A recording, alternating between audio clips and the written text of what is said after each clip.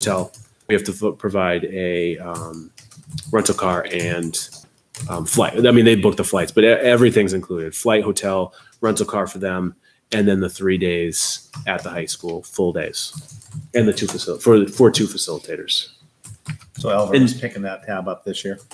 Yeah, and they're hoping to get one. Yeah, and so I will say my wife in Merrimack, she did it for. She organized Challenge Day for about 7 to 8 years, and she actually got She got a discount on the rental car. So there's ways to drop the price. So I know a couple years she got 2 free rooms from one of the local hotels. So because it was such for a good cause, they were like, you know what, we're local. We'll give you 2 hotel rooms for the two nights. She got every year she got a discount from one of the car rental places so you can lower that price a little bit. I think one year, they paid a little over 12 because they were able to get, flights were a little cheaper and they were able to get some things donated to them. So I would say between 12 and 15, depending on what price of flights will be. That's the big one. So.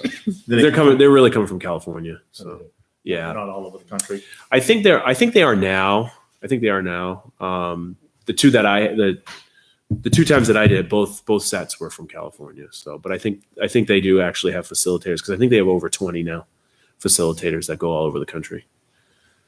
So. And I assume we don't currently do anything like this, like class bonding for anything that's nothing like that. No, nothing like currently. this. And I know, I went around and I talked to the teachers about what they thought, the teachers that had been here since, the early 2000s, and they said that they loved it. And actually last year, after some of the tragic events in this country happened, they were coming to me saying that we needed Challenge Day. They wanted Challenge Day. And there was always a but, though. And their but was, but we need to have follow through. Mm. So I would want to start a committee of students and teachers and even community members to figure out how to continue. So we don't just do Challenge Day in November and just let it be until the following November. Yeah, like try to figure out how to do activities, do events in the school, in the community, to keep promoting what Challenge Day promotes. So I kind of like the idea of doing it. Say that again. I kind of like the idea of doing it at the beginning of the school year, as opposed to late in the spring where they're going to go their own separate ways over the summer. Right. Yeah. And then you can continue those touch points throughout the year. Yeah. I was there in 2012 at Campbell when they did it, and it changed the whole atmosphere of the school. And kids, freshmen who didn't know seniors, these seniors would go out of their way. It was a bonding experience. Yeah. So even the teachers bonding with the kids, and yeah. And that's why with 25, I wouldn't expect 25. We have about 25 teachers in the building, so that's why I would reach out to you guys. I'd send invitations to you. Again, police, fire. I will say that we had 2 guest speakers about 5 years ago. My first year, we had guest speakers, and I had used, it was a husband and wife, and I'd used them prior in a prior school that I was in, and they actually have never done a Challenge Day themselves. And they would actually they're interested in coming if it worked out timing wise to actually come and help. And her name is Kathy Meyer Sullivan and his name is Chris Sullivan. And I think, Liz, you were here. I grew up in the town where her daughter died in Norfolk, Mass. Yeah. So that was my hometown. Yeah. So they're both their second marriages together. And he was a Patriot. He was a New England Patriot. He grew up in Foxborough. He went to BC, got drafted, played for the Patriots, has a Super Bowl ring. He got addicted to painkillers. So he talks about him being 6'8" and going from 300 pounds down to 198 pounds, losing his career. And then she comes up and talks, and she talks about her daughter dying, over drinking, leaving a party, walking into the woods, and not being found for a couple days. But where it hits her, where she gets the kids hooked, and she probably usually even at Campbell, she has a lineup of about 100 kids waiting to give her a hug. Where she gets them is she makes them close their eyes first and say, "Imagine I'm your mom. Okay, now open your eyes. Now I'm going to tell you my story." So that's where she gets the kids hooked. But they're interested in coming up and that would be possibly volunteering to be part of that 25, which is, I would think would be awesome if they can make that work. So If you were doing an A3 day, let's say the following year, yeah, would you open up the other two schools as far as teachers and the admin team? I would love to have teachers from the other two buildings that know these kids, the admin team, town officials. So like I said, Is you it on a don't even have weekend or 25. during the week? We don't have Is it 25 during- It's during the school day. Yeah. Okay. Yeah. And it's 3 consecutive days, so I would love to open it up to, I mean, teachers, paras, Yep. admin team. yep. Yeah. Cause really that's 75 people in total that I would need for the first 2 years. So and I think the more community you get in, the better, cause then they'll start seeing it in the district. So, yeah. Yep. So really, so tonight I'm just asking for, I can get a exact cost and give it to Corey, but it'll be a little under 36. I think it's 35 and 35, 60 something. So, but Alvin, Mr. Beals, and I can't think of the head guidance counselor at the high school who's running it. Cool guy with earrings. What is it? Is it the cool guy with earrings? I'm not sure. They said that they would send me more information if you guys approved it, and they would send us the quote over.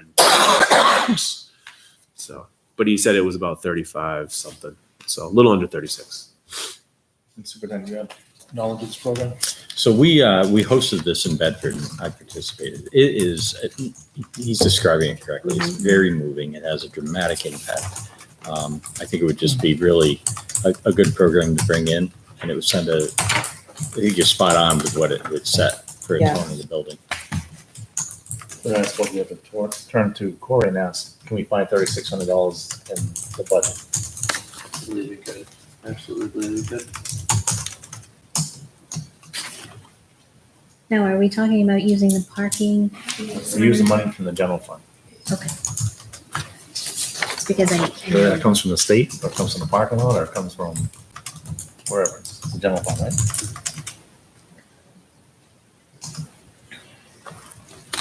I don't know how to propose it.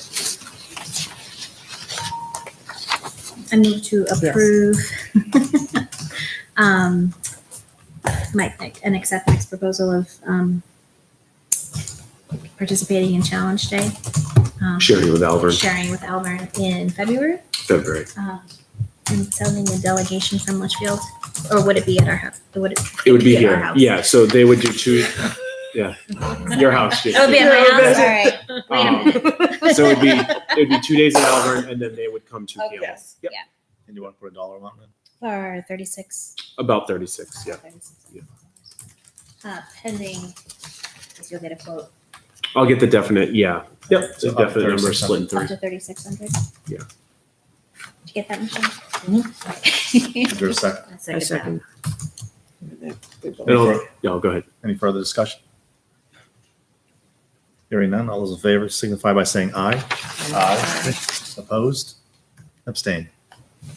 There you go. All right. Thank you. I'm glad to hear that Bill's putting in the budget for next year. Yeah. Yep. He already did. Yep. Red text. Yes to Challenge Day from my mom. From your mom? From my mom. And I forgot I was gonna invite a community member, but I totally spaced it. She actually works at Merrimack, and she did it last year, and she wanted to come. She's a guidance counselor over at the high school, and so I forgot to totally space inviting her. But she Well, thank you very much. thank you, you. thank you very much. That'll bring us to correspondence. Did you guys get an email? No. I received an email and I requested that she's forward it to the rest of the board to be ready for the minutes, but I don't think they did that. So I'll wait till next time. So it'll bring us to superintendent comments. So we're going to go through just a series of things that you have in your packets. So the first thing is our second Friday enrollment numbers. And if you remember, we sent you the registration numbers that we had for the start of the year and then our actual head count on the first day. And since then, we now are at the second Friday because we basically have had students who did not attend on the first day, I think, arrive because the numbers match up more closely. We've also added our PK numbers. So with the pre-kindergarten numbers added in there, we end up with an enrollment of 1,303. So when we take away the 38 PK students that are there, we're at 1,265, and we compare that back to our enrollment prior to the start of school, it was 1,266. So we're pretty much on track with our enrollment numbers at this point. We got a new kindergartner, we're up to 21 in one class, I heard. Boy, one more kid starting Monday. That's starting Monday? Mm-hmm. Oh, lovely. Did we ever find out what happened with that senior class, why it went down so much? Remember the senior class, there were like, it's a difference of 18 kids registered. Grade 12, it was 439 registered and 421 as seniors. Did we lose that many seniors? It's back up to 121 now. But it was 439. registered 439. Oh. I think Brian asked that last time, didn't you? Yeah, but it's at 439. Yeah, it recovered back to 439. Oh, good. Yeah. That was weird. They just skipped that day. Long weekend. And remember, There we we're go. continuing to work on these numbers, right? Yeah. So the next key number is the October 1st enrollment. That's the number that goes up to the state, and a lot of stuff is based on that. So we're still working on that number.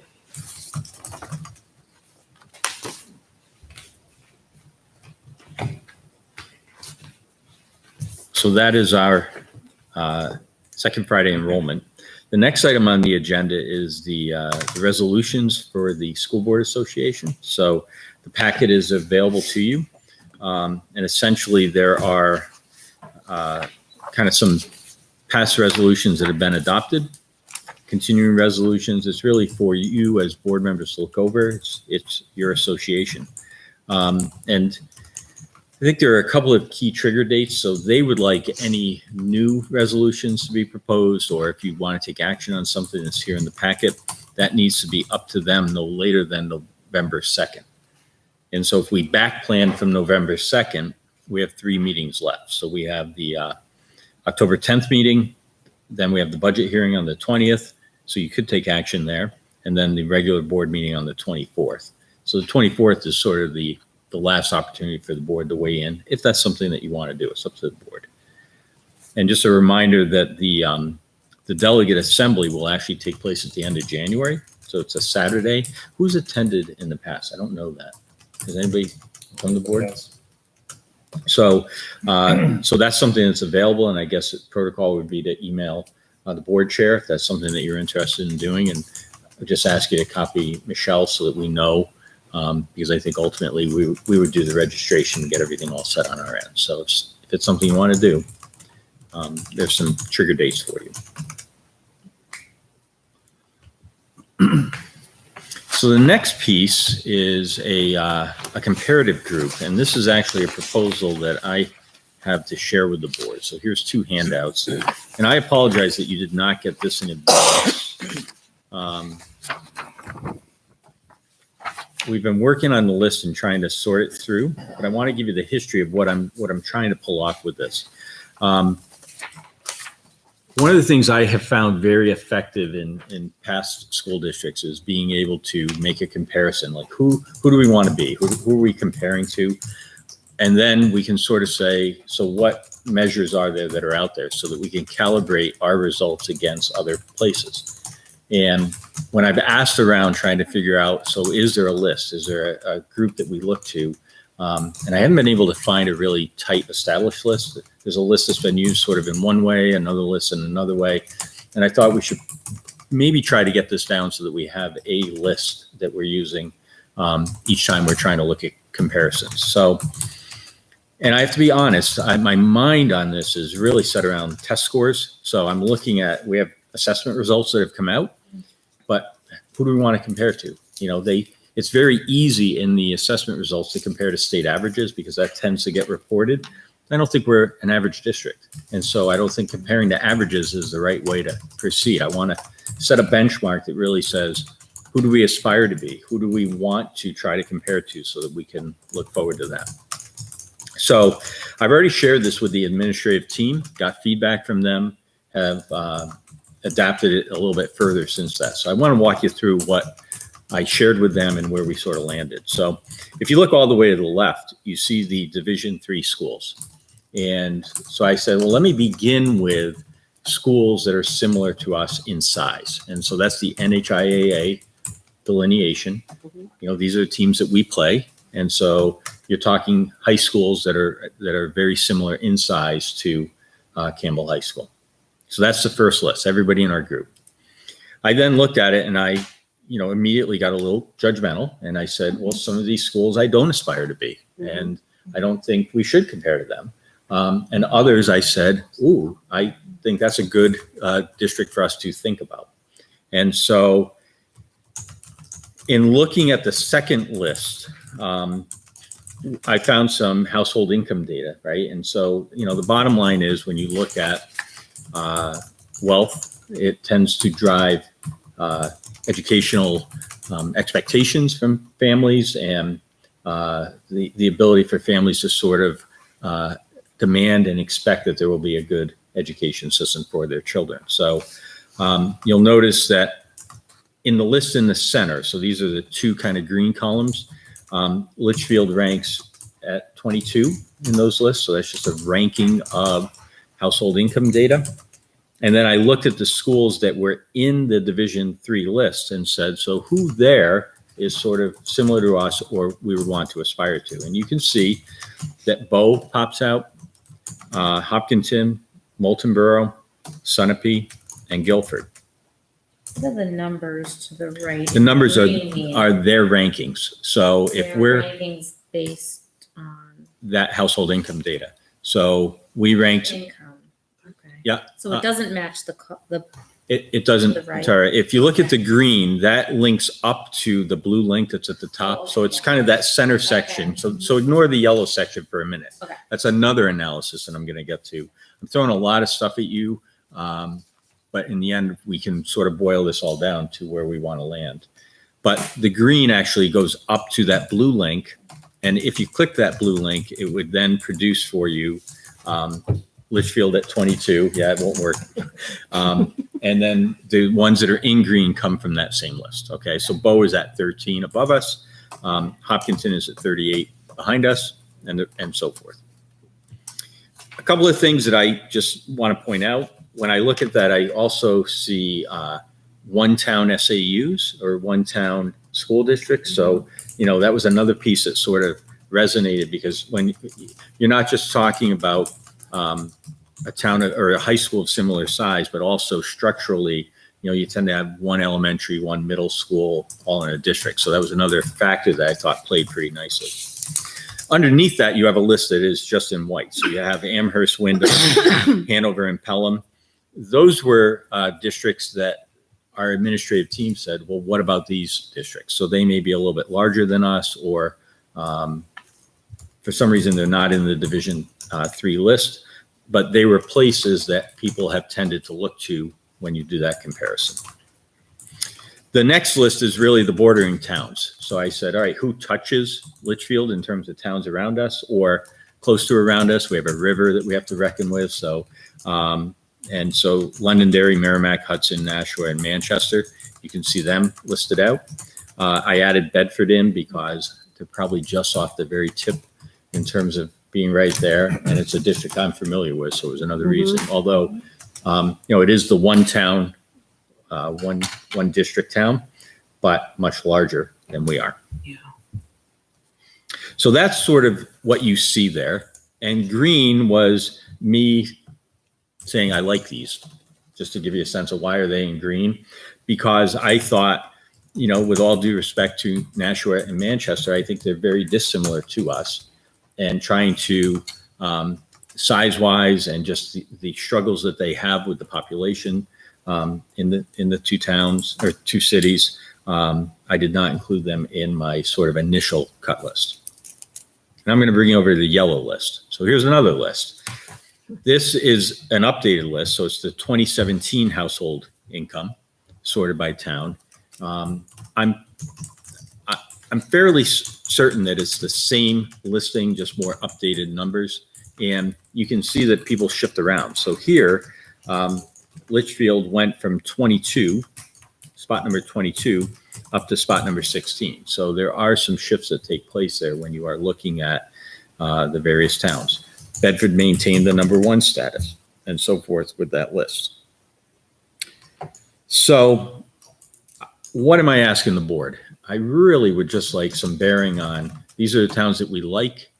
These are towns that make sense to us. These are towns that we think if we were listing on a chart and we were saying, okay, how did our 8th graders do on the ELA test? We could compare to towns that we would be aspiring to, that we may not be number 1. We would be saying, what are they doing and how do we get after it? And we're always going to kind of zero in on the same list and not use different lists for various reasons, but instead have a peer cohort group that we look at from that point of view. So that's what I'm hoping the board will walk through and help us establish. I personally have always likened us to Bow. I know when I first moved here, they kept putting us with Pelham, but Bow to me means they're very similar in size, but they also are similar in, I think they have one Chinese food restaurant. Like they don't have a big, they don't even have a church in their town, but they have Chen Yang Li. So they have the same, they have high tax, well, they have taxes like us, but they have the same problems we have, and they're 13th. That's, and nothing, I would love to have be Bedford, but they're 22,000 people and they have a lot of things to come from. Yeah. Juanita, that's my thought. Bowl's like a similar type of school district also, Mhm. as far as size and their schools. I was thinking Hollis Brookline too.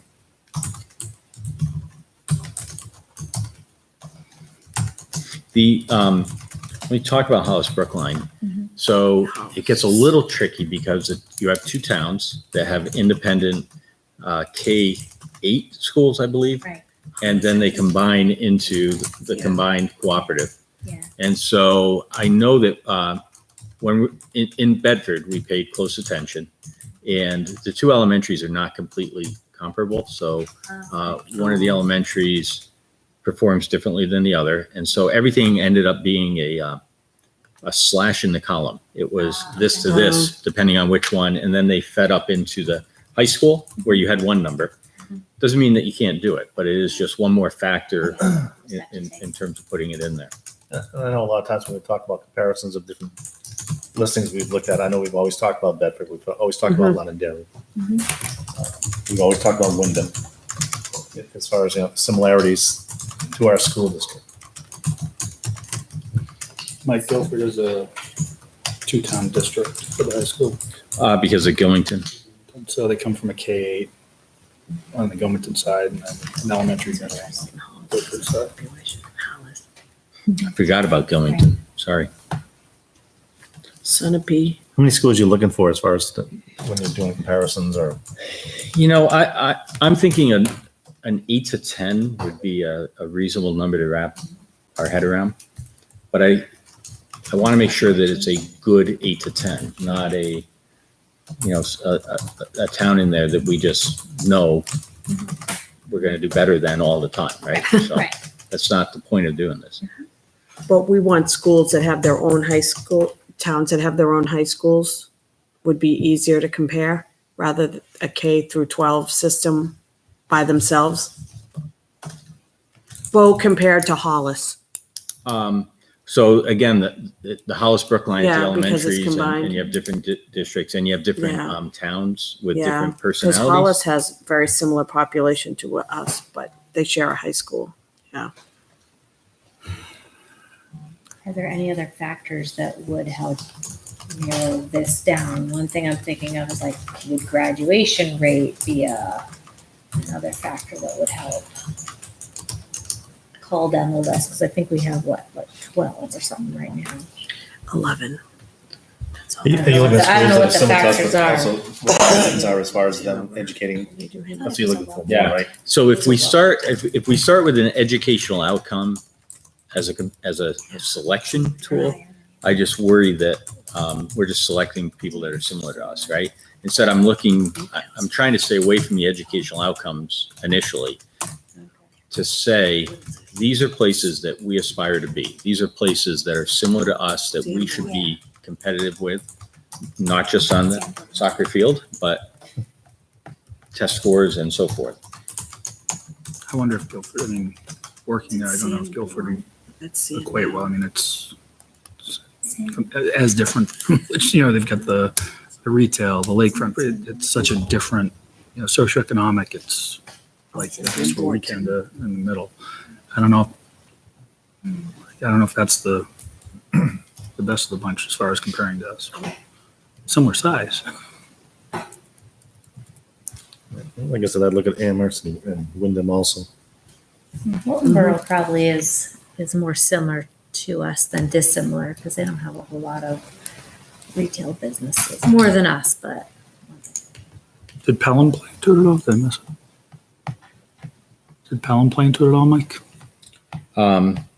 So Pelham is under the first screen list at the bottom. There is, Oh, I missed it. Okay. Pelham is Sorry. also listed there too. Yeah. That was the administrative team raised, the ones that are listed just in the Okay. white in that second column are the districts that the admin team said is we paid attention to in the past. So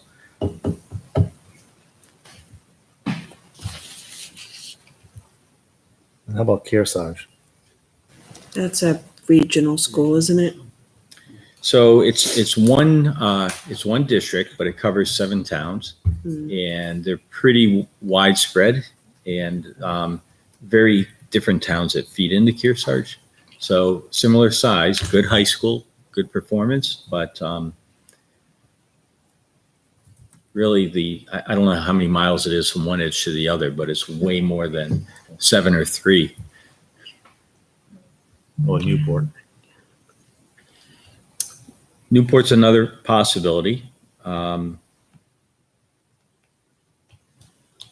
not sure. It's not a district I think of when I'm thinking about places that we would aspire to, but that doesn't mean that we shouldn't look at it. I grew up in I grew up in Meredith, and so I really think of Interlakes as similar size school, but I don't know in terms of income. But which towns go to Uh, Interlakes? It's Meredith, Center Harbor. I don't think there's any other. do they take Meredith, Center Harbor. no, Ashland goes to Plymouth. Interlakes, Kearsarge. Okay. Newfound, no. Prospect Mountain, Stevens. Winnisquam.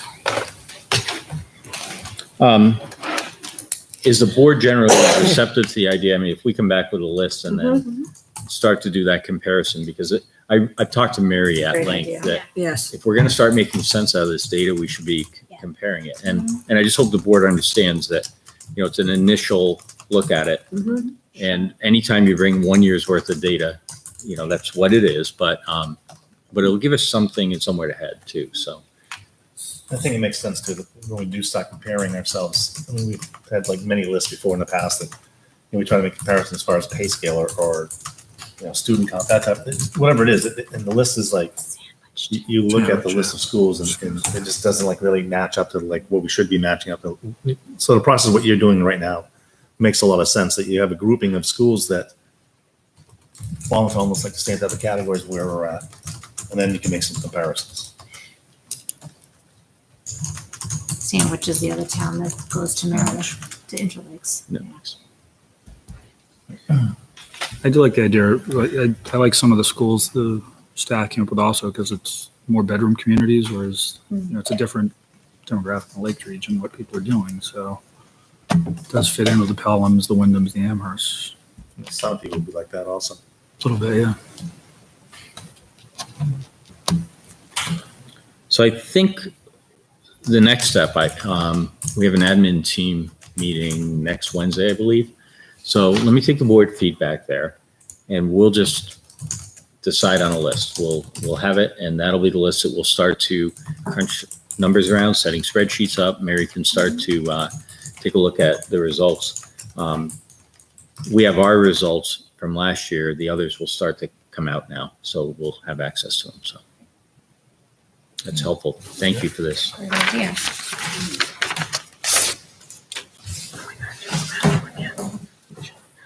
So the next section is really a series of follow-ups to board inquiries that I just want to get you some information. And so the first item that is on here is fundraising, which is actually later in the meeting, we'll hit that. So let me skip over it for right now. Principal emails to parents. I think you are all getting the newsletters, right? Yes. Is it too much or is it helpful? It's helpful. It's what you need. Okay. I'm on it also, which is great because now I'm seeing stuff that I was not seeing before. Barbara in the office said, how do I get on that? Easy peasy. Now that it's set up. So I think more people will start to sort of get on that and it'll just keep us better informed of what's going on. So, but I mean, if it gets to be too much, let us know. We can take you off the list or you can just delete it. It's yours. It looks like Mr. Lonergan does a weekly blast on Mondays, and then Tom does one. Tom Lecklider does one on Fridays. Fridays. Has Scott Does has he he do sent them? anything out? What have I seen from GMS? I think there was one last Friday, but I thought there was also. It was on buses being late, Yeah, the wasn't it? buses. You know what? I will say with GMS, more communication came from the teachers and the classes Yeah. than from the principal, and it wasn't a bad thing. You were very Yeah, so That's maybe true. they're Get getting- weekly emails right. from the teachers. That's That's So true. I think as they get older, it shifts. Okay. I'll That's take fair. that. I think you have less things going on, at the GMS level than you do middle school and high school, Yeah. as far as to touch base on. I don't know, are you guys there? I will say the high school one, the kids in high school is wonderful to get every week because it laid everything out when our kids were there. So. Yeah. Yeah, I had Yeah. no idea that ninth grade was taking PSATs or 10th grade. Got everything. I'll check on Okay. GMS and And that's exactly what fine. that's You know, not. Yeah. I think Of what course. Tara makes says really sense. makes a lot of sense. The teachers are communicating. Hopefully, the teachers are communicating with their parents and things like picture day and upcoming events going out. I don't know. So the next piece is the cell phones. So the board did ask about, especially what is our direction to staff regarding cell phones, and you can see the response. GMS has a staff handbook language, and so that's available for you to review. And essentially, it's that phones are not to be used during the instructional time, and so they should be away, and certainly not used in front of students. LMS did not have specific language yet. We will get specific language because if you'll see in a second that when I then asked, well, what do you explain to people? What is the expectation? And the answer was pretty much aligned with what the high school has for handbook language. So we'll make sure that there's handbook language that matches that. So that we'll work on for the future. And CHS essentially says not to use personal cell phones during instructional time. However, if there are instructional activities, they can certainly use them there. So. That was interesting. But do they still need that now that we have the Chromebooks and everybody's connected? I all I can say is that the only thing that bothered me about GMS is it says never in front of students. It is so easy sometimes if a student asks a question rather than I never use my cell phone in school, but I'll grab it and be like, That's Oh, different the than answer's seeing this. teachers texting their. yeah. Yeah. But I just wondered about Yeah. that word never in there. As personally, as far as I think it's a tool. And But I think with everyone equipped with a Chromebook right now, Yeah. Even the teachers Yeah. have them at the elementary school, don't Right. they? every teacher has a Chromebook. as I say, it's just sometimes it's easier if you're walking around just to, hey, there's, Yeah. when Mike asked about which schools went to Moltenberg or no, Interlakes. Yeah. I didn't look at my Chromebook. I grabbed my phone, typed it in there. I just wondered about that word never, giving the teacher, the professional. I think we should adopt the policy as far as it would cover all three schools. Well, Yeah. that's the first thing when I read these. And it's the same. What was the other policy we read? The start and end times. Remember when we read that? Yeah, It's there the isn't same, anything but at LMS. There is completely different a policy for each of the schools. Is that, to ask Mike, is that something for things like this that would adopt, like, these policies are universal, then X, Y, and Z are per school, or is that? It's certainly a direction we could head, Michelle. There must be examples where There there's an are, overarching. there is an overarching theme for each school, but we found over the years, as we fine tune the handbooks and things like that, that expectations change from school to school because as kids get older, Yeah. there's stricter expectations or looser expectations. So there are things that, like cell phone language, probably that we can make consistent. We've made a lot of things consistent, but there are still some things that need to be consistent. I do agree with that. I think for staff though, I think we need to be pretty consistent with our staff. This should be handbook. one staff handbook. Right, Yeah. right. You know, for student handbooks, that's very different. You know, like you said, the different age students need different things, but we should have the same expectations for all of our staff at all 3 schools. I agree. So if it's okay with the board, I think the next step, I want to take this back to the admin team because I don't know that they've looked at one sheet of paper with 3 different Yeah. things on it. So if I can begin there, and then we can work to try to standardize. And then if the board wants us, we could certainly come forward with a proposed policy that tries to standardize that. But it might make sense to start with a conversation and see where the individual, Can we get And the copies team's of all of the staff handbooks? you certainly can. Is it are they online? No, I've asked that before. It's like they never appear. They never. There isn't a district handbook. It's each individual I don't school. know. Well, it sounds like it because they We each used to have a teacher handbook. Right, that, just for Dr. all Cutler teachers. had done. We put all the policies in it. You remember that. Yep. And there was one section on some expectations, but that kind of Well, I remember went by the wayside over the years. So. maybe about 9 months ago or so, or maybe a little bit longer, someone had mentioned a handbook, a teacher's I handbook. remember Yeah. that. And I said, Yeah. great, can we get a copy of that? Then I was told it doesn't exist. I guess the other question would be if there is a handbook, are they signing off on it every year? Right. So they know the expectations. Oh, that's a good one. I mean, That's because things excellent. have come up to the Parents sign off board, on like kids. you know, Yeah. professional attire and cell phone use and start From notes staff member, yeah. for staff members. Especially this day and age, you send them a copy over the summer and say electronically sign it. and Well, I know that the board has never seen a staff handbook because they approve all handbooks. And since I've been here, 2004. Right. And that's when it came up, and I said, well, we never Yeah, I think approved we one, should approve a staff handbook. if there is a staff handbook. That was- Michelle's gonna find it. Well, when I asked the question, you've seen the response. we That's got. what's interesting, yeah. It's in the handbook. So Right. let me dig a little deeper. It's a double secret. There are 3. But there are 3. Right. And then I had also, and that would be something good to, you know, hand to somebody when they start working for our district. And subs and paras, I think, need to We be, have a sub one. we have a sub We have handbook. volunteer handbook, sub handbook. I wanted to start a Paras, I para. don't know about. I wanted to start one, but then I left. Because it is important that paras know their expectations. Again, I'd go back to the to me, they're in the bill. It should be the same. They're handbook. staff. It should be a staff handbook. Right. I mean, Right. Right. hate to You keep work for the splitting. district, you get a Right. book. So I put on my follow-up item number 1 is teacher handbooks, staff handbooks. And the sign off question is another that, you know, how do we Yeah, we have the know? students do it every And you year. might want to ask also, do paras get a copy of it, which they may already get a copy of it. All right, I will, we'll keep looking at that. And depending on what we come up with, I mean, it could be a project that we need to work on going forward. It may take some time if there is something that, if I'm hearing it right, could be 3 superintendents ago. It may take us a while to get that updated, so bear with us while we sort out where we are and figure out where to go. Sounds good. And then the last question is on the dismissal of students at GMS. You skipped Oh, I skipped UA. I'm sorry. Let me not do that. You also have a list of the UA teacher schedules at GMS.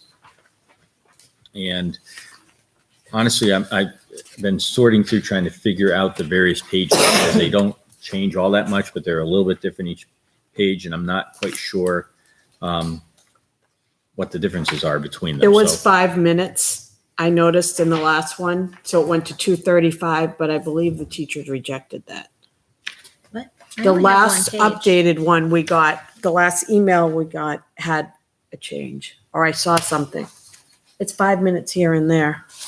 So if, There are 5 pages, I think, if you scroll down, or there are various versions of this. You only have the one? I only Just the have front? one Okay. page, yeah. So we have several that differ slightly, and I think it's just a way they rotate through on paper. But at any rate, I guess the key thing is if you look at the times, they stay pretty consistent. So they begin the instruction at 8:30, and the first one goes until 9:15. Then there's a 10-minute transition, and that sort of works its way through. There is the hour and 40 minutes in the middle of the day where there is not an assignment.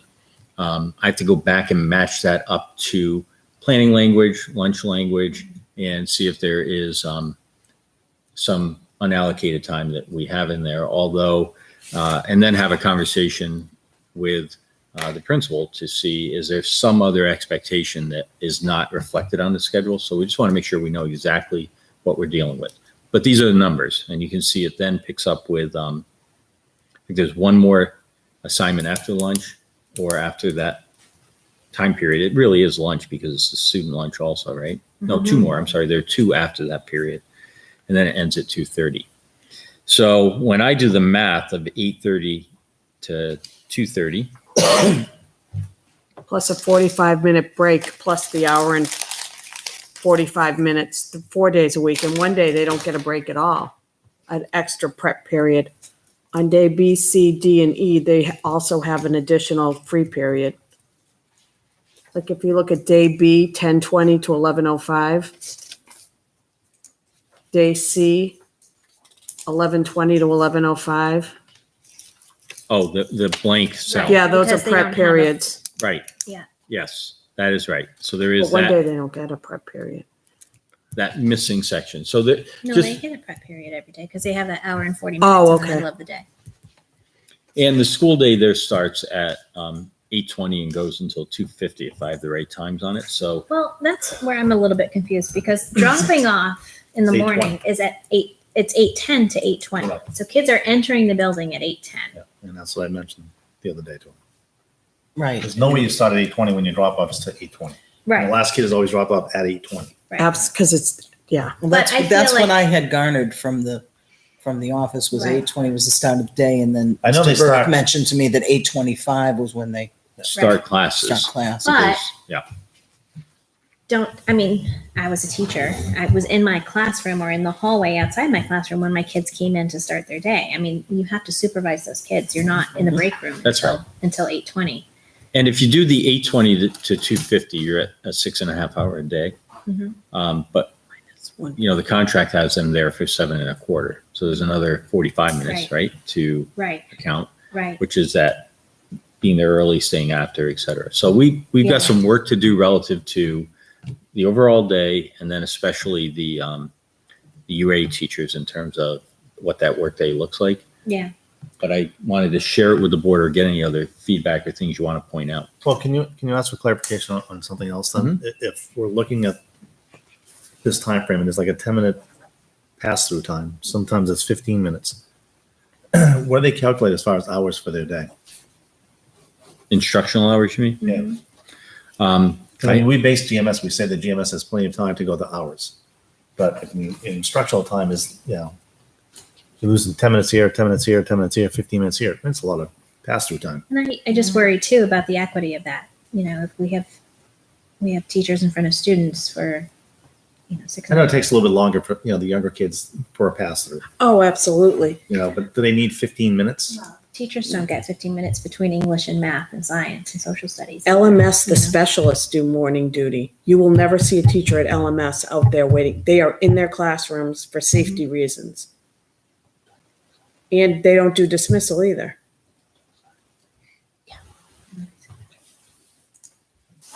And I worry about kindergarten since I've been in the building. A kindergarten teacher has 20 kids and her para leaves at 3:00. She's expected to do recess duty. Those rooms don't connect from what I saw. Do they connect? Bus student, no. So what is Beach going to have to give her kids to put 15 kids in another room? Like if say it Kristen, one more time. I want to make sure I the understand rooms it. don't connect in the kindergarten. So if one of the kindergarten teachers has afternoon bus duty, that means there are 40 kindergartners in one room, possibly with one person because the paras go home at 3:00. because it takes approximately 20 to 25 minutes for dismissal that I've noticed at GMS, which is way too long.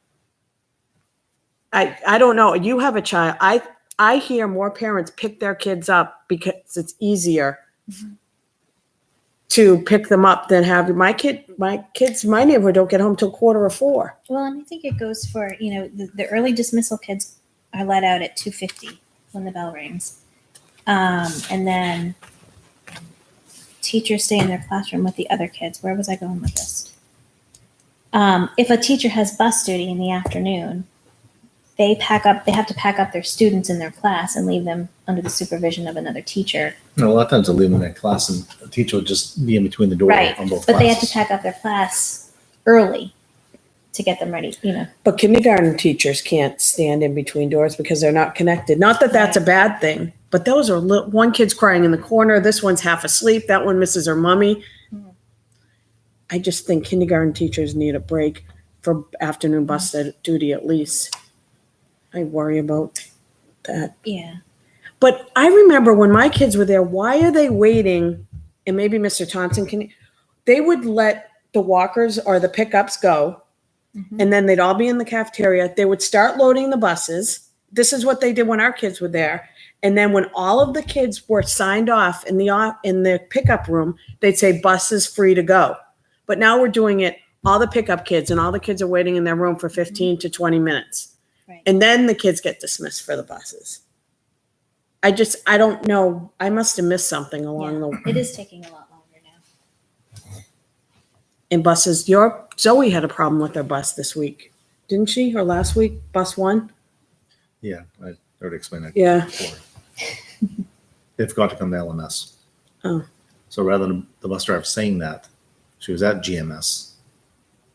So right before the kids got on, she zipped over to LMS to pick up the team and bring them to Derek. Then went back to GMS. I drive by GMS every day at 5 minutes of 3. There are between 3 to 5 buses there by 3:00. So Yeah, they are getting there by 3:00. But I don't know about the other ones. Some of There's them. other ones that are not. Right. Let's say that. So let me do a little more digging on this, and you're helping me to understand it. And I think I need to actually head over there and watch myself so I can see the way it I think plays it's an through. equity issue. So- I think that For the for teachers and the teachers, specialists. Yeah. And I don't want there to be Yeah. conflict, but I think the teachers feel like, they have 10 minutes in between each class. They've got 20 extra minutes at the beginning of the day, 20 extra minutes at the end of the day. An hour. How much An hour, time? 40 How much minutes time for does the lunch. teachers have in between class? Teachers? They don't have None. any, right? 'Cause None. they're all They're all there. self-contained. Right. And they get an hour for lunch, Mhm. not an hour and 50 minutes, Well, they get an hour plus their 45-minute prep time. not an hour and 50 minutes plus 45 minutes. Right. Certain days Yeah. a week. Right. I don't know. So I guess the other question, like you're talking about the kindergarten teachers. UAs are done at 2:30. But I know they Why do. aren't they on bus duty? Well, one of them does every week. I think for a week That at a one time. rotates and They do the gym. They do the gym. That would with be that. 3 more. And how many do they have on bus duty? I don't know. I mean, Scott's always out there. I don't think how so. many positions I are saw there? a first grade teacher out, Scott, Laura, and a school psychologist out there today. But I was paying close to the road. I wasn't staring up. I was looking. And the other thing, I mean, Driving looking at the schedule, they don't come close to like working the hours that are in the contract.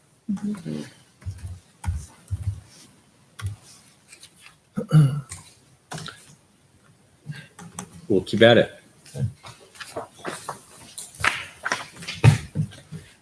The last point that the board had asked about was the dismissal at the end of the day. So I've addressed that with both principals. And it's a struggle because at the end of the day, trying to make it as efficient as we can, and then trying to make sure that we maintain security. And so, and both schools have kind of unique scenarios relative to that, right? So at LMS, you have all the after-school activities, athletes coming and going, et cetera. So Tom's tried various things there in order to have it try to be as manageable as possible. But, with you can lock all the doors, but then you've got people pounding on the doors all the time because kids are coming and going, restrooms, I mean, all that stuff. So, There are at least 50 kids out doing track cross Yeah. country every day, back and forth. so it really creates a challenge. So we're continuing to try to figure out how to best manage that time. But it is just it's a particular time of the day where there's just a lot of activity going on, a lot of parents. That's another one I'll ask also. If you take a look at the schedules at LMS, their start time is what, 7:30? 7:37. Yeah. So let's say 7:30. School's out at what time? 2. 2.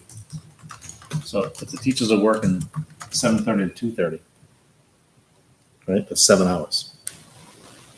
All right.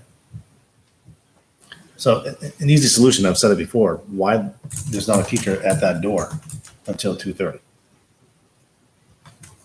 I mean, take a look at the hours that they're working. I mean, I don't know what time they come in. Even if they come in at 7 to 2, it's 7 hours. Do teachers do bus duty at Elements? Not in the afternoon. It's just Tom and Martha. Yeah. Yeah. It runs pretty smooth It is over pretty there. quick. But yeah. right, but it does go very quick. Yeah. But then you still have a door that's open. Mhm. He locks one door. The one on the right hand side that's all locked. One on the left hand side is open because there are kids coming and going, Mhm. But I think you need to have someone positioned there. If you're not going to lock the door, at least for supervision, because there's still you got the volleyball teams in the gym right now. You know, later on it's going to be the basketball teams are in the gym. Just someone at that door, I think, just coordinating. Campbell keeps someone there until 3:30, which is convenient office. in the office that To can buzz buzz in and out, which is really good because school ends at 2:23. Yeah. And that's really helpful for kids that forget things or back and forth. And after 3:30, figure out how to get in if you forgot your Chromebook. No, that makes sense. Yeah. And it's still a rotating door at LMS. I mean, Yeah. coming and going Is someone in the office then? till at least 3. Yeah, the difference, of course, with the high school is the door's right there Yeah. versus, Yeah. Right. I mean, there is a Yeah, and one thing physical difference. One thing you could possibly do, I mean, take like right now, this time of year, you have the boys soccer team out there, the girls soccer team, and then you have field and stream, what do they call them? I suppose if you just equip each coach with a fob, that if, They do at the high school, don't they? I'm saying, Oh, because yeah. I mean, what happens is, like the girls, they all have to go and go to the bathroom before that. And the boys all have to like go get the water, whatever they do, but. They don't have fobs? They must. Coaches? The coaches. They have fobs. They do? Yep. No, they have badges, but they're not active. Oh. No, they're just badges. Well, they pass background checks and everything. We trust our children with them. They should be able to use our bathrooms after. Well, I mean, it's just one way Yeah. that you can lock the door and then you're coordinating like who's coming and going. That, you know, the kid says they have to go to the bathroom, has to go to the coach, get the fob, and have the coaches go like let them in. Or, I mean, they do it right now in the portables, right? They send them with with a fob. the fob that's like hanging in the room.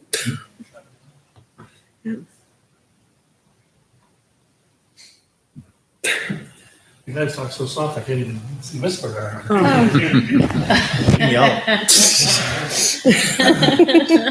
You know, so that could possibly be a solution that we just equip the coaches, I mean, with a fob that at least all the teams that are out there, they can just go to their coach and get in. But the lacrosse coaches are all staff members. Now I'm talking about LMS. Yeah, the lacrosse, not lacrosse, the cross country Right. ones are, They yeah. have fobs.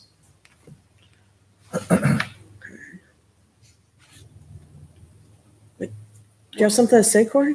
Well, it's the only time of year that you have students that are really coming and going because they're all outside waiting for buses. Right. So the door can be locked at like, you know, as soon as the last bus goes, you lock the door. I'm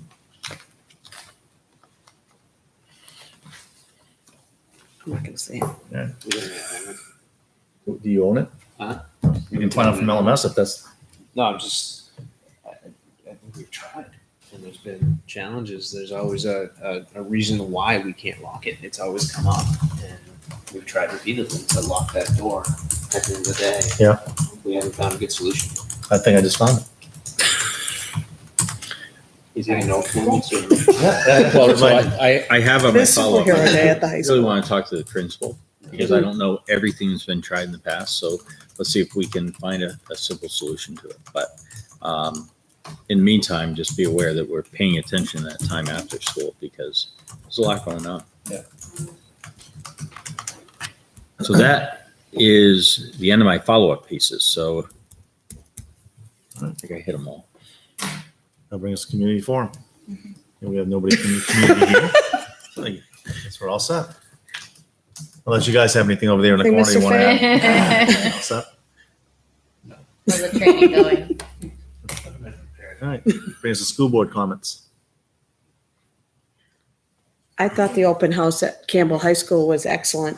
It went smoothly. I really enjoyed meeting all the teachers. It seemed everything just moved well together.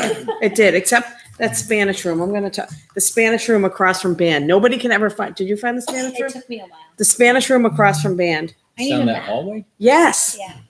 In a little room. So there No needs to window. be some type, oh, I know someone I can ask. There needs to be a little sign that says Spanish down there. That way. That's, nobody knows where that room is. Well, parents don't. The I would kids have do. appreciated a map.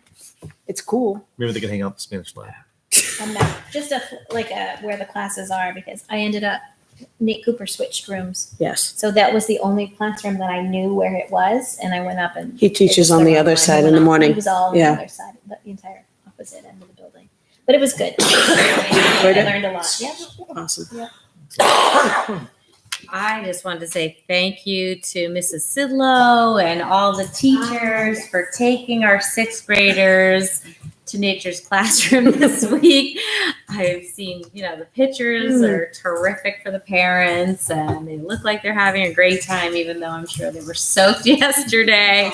My son, it was a picture of my son and Brian's son dissecting a little pig. So I chose that. I'm thrilled.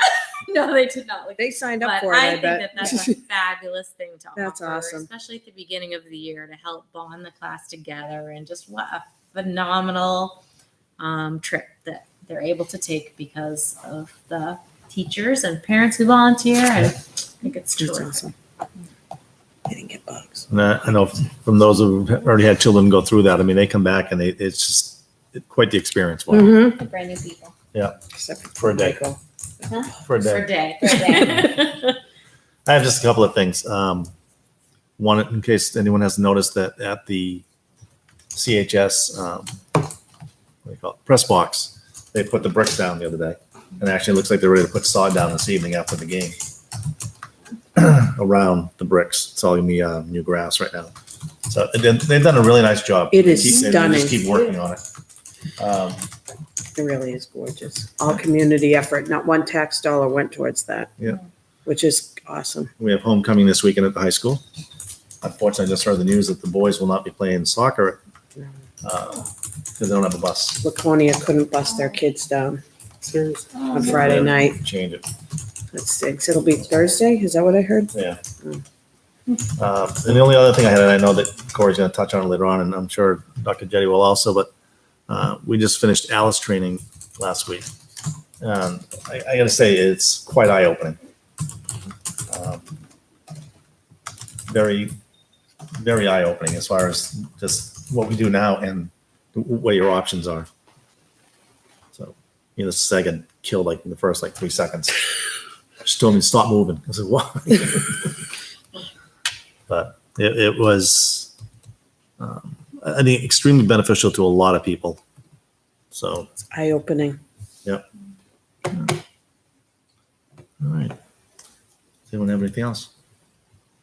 All right. We have minutes from September 5th, 2018.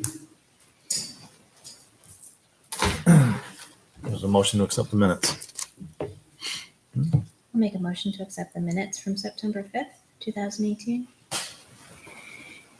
Second. Any discussion? Hearing none, all those in favor signify by saying aye. Aye. Opposed? Abstain. That'll bring us to the business report. We talk about buses for it's always fun. Yeah. So first of all, we had an announcement in a couple weeks there. Nothing shattering on it. It's pretty consistent from week to week. That brings us right into some of the issues. We've got a lot of phone calls. And I'll say that. Thank you, Michelle, in advance. has fielded 99.9% of the parent phone calls and dealing with transportation company and trying to get routes corrected and bus count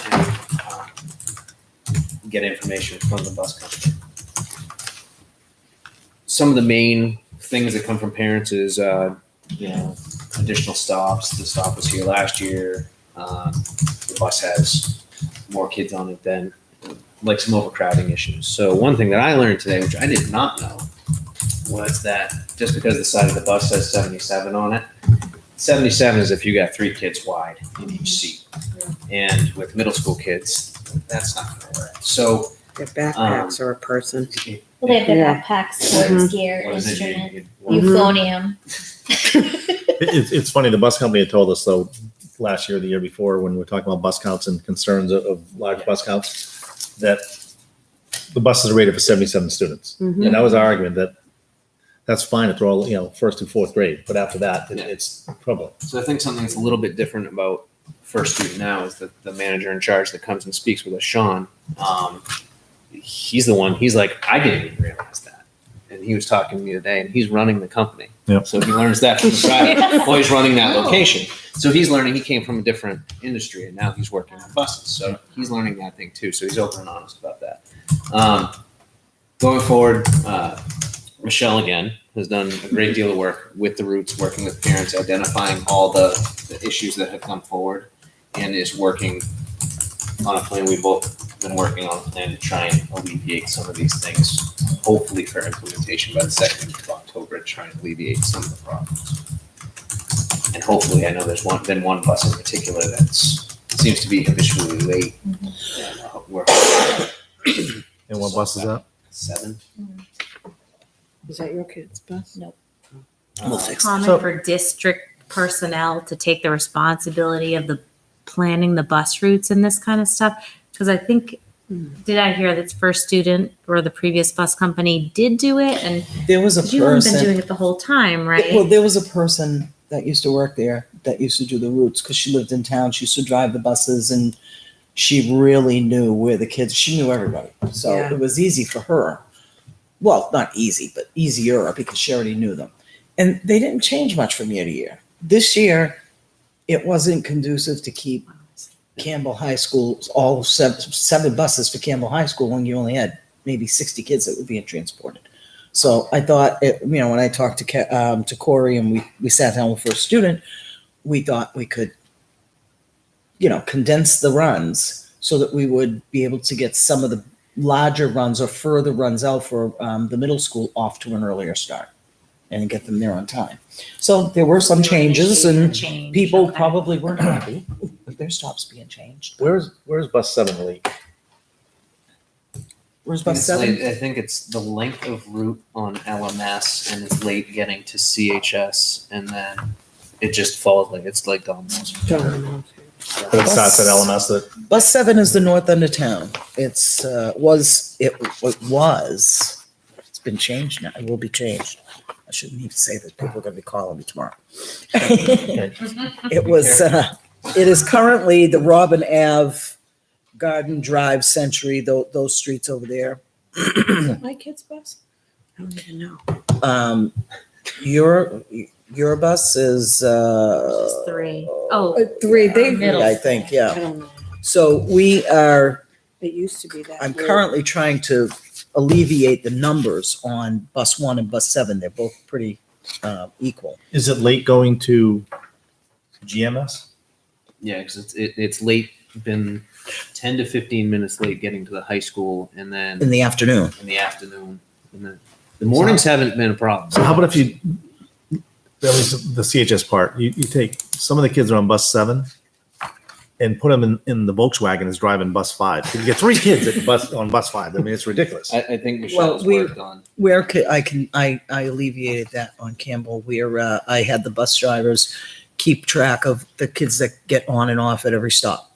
And we had a lot of stops where there were nobody. So we took those off. We're taking those off the routes.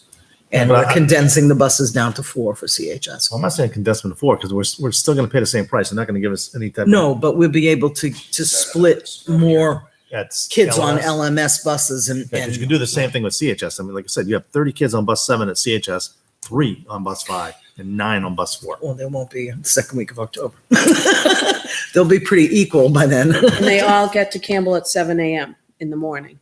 They should be getting there at 7. Yes, they should be getting there before 7 so that they can start the LMS run at 6:55. That's what we're planning. So that should help by. I hope so. So do I. What's the route, out of curiosity, for bus 5? Which school? CHS. See, as it is right now, I'd have to dig, so just bear with me for a second. Should be on there. Because I've got all my good stuff here. Okay. Carol, we used to be on that bus. Bus We're in 5 Adams currently loop is because we're a loop. Charles, 250, halfway down Charlesford Bancroft, 253 Charles Bancroft, Natticook, Hillcrest, Rookery, Deerwood, that area. But the majority of those stops there are no students. There's none in my There's neighborhood, I none. don't think. Well, now I know So- Tommy can have a whole bus to himself. Maybe I will make him take So the there's only 3 stops that I actually garnered out of there that had kids on them. because I don't want my kid going Some- at 6:40 in the morning. Right, so I'm taking some stops off of bus 7, putting those on bus 5. We're eliminating bus 4 because we don't need it, because there's only 3 stops there as well. So we can condense those and actually have more time and are able to split the kids That's perfect. LMS and hopefully, I mean, yeah, the kids are gonna get to CHS a little bit early. And is bus 7 the only issue right now? I'm sorry? Is bus 7 the only issue as far as The most Right mobile. now, bus 7 getting late to CHS, right? getting late to CHS? Yeah. I think And was, that's when it falls like, you know. yeah. If it's Be- late getting out of LMS and that route runs long. Right. Yeah. Then it gets to CHS 10 to 15 minutes later than it's supposed to. But that's why we wanted to And that shorten runs long. bus And then you get 7's to route, GMS, you're so it'll get there on time. So I did the morning routes, I'm working on the afternoon routes. It takes me a couple of days to do the routes and get the times and the logistics together, but I think it'll work. And I promise I'll let them know I'm following the bus from now on. The bus driver called the police on. Which was actually the right thing to do. Yep. They were waving at me going down Albuquerque. Oh, call the police so she didn't know you were. It's The bus awesome. driver pulled over for Yeah, the right. police. That's awesome. It was That my is bad. But she did the right thing. Yeah. No. She did exactly the right thing. No, and I commend her for it too. Absolutely. Thank God she The wasn't bus driver attacking. pulls over and lets my kid out. So they get on the bus. I will share the revised bus routes with board members. Please do not give them out to anyone. Okay? I don't know anyone who takes the bus. As long as Graham's not having to get up any earlier in the morning, we're good. What time do you have to get? Couple of minutes, maybe. What time's his bus? 7. No, it won't, it really won't change that much. We'll be on a new bus pretty soon. I know, right? Might be on a new bus pretty soon. Yeah, some kids, and that we're gonna try to advertise them a little earlier so people know. Okay. I don't want people to get, oh my God, we didn't know. No. At the last part on transportation is that the RFP has been drafted. I'm just doing some final reviews on it. Awesome. It's going to be issued as 2 separate to a degree, regular transportation and special ed transportation, because there's different vendors that do both things. One vendor is welcome to bid for both sides of the service if they want to, like First Student does currently. I've met with Pete Curl from Londonderry. We're going to issue them independently, review them independently, and if we come to a common conclusion, if there's a common vendor that we feel we can go to, we'll go to together and see what that common vendor can do for both of us. I will say from some of the things that I'm hearing from other BAs and from around the state is that transportation is a struggle everywhere. Mhm. These companies are struggling to find drivers and maintain them. We may get one bid, and it may be what we currently have. Yep. And so we might just have to be prepared for that and then work with the contracts to make it more, customer friendly than what we currently have with First Student. So that's where that stands. Just wanted to let the board know. I think Scott had mentioned it at the last meeting as well, that GMS had an asbestos inspection from the state DES. We received that report back. We're fully in compliance with the regulations of that report. Dave Ross, our facilities manager, was recognized specifically within that report, noting that how well the records were kept and their appreciation for that.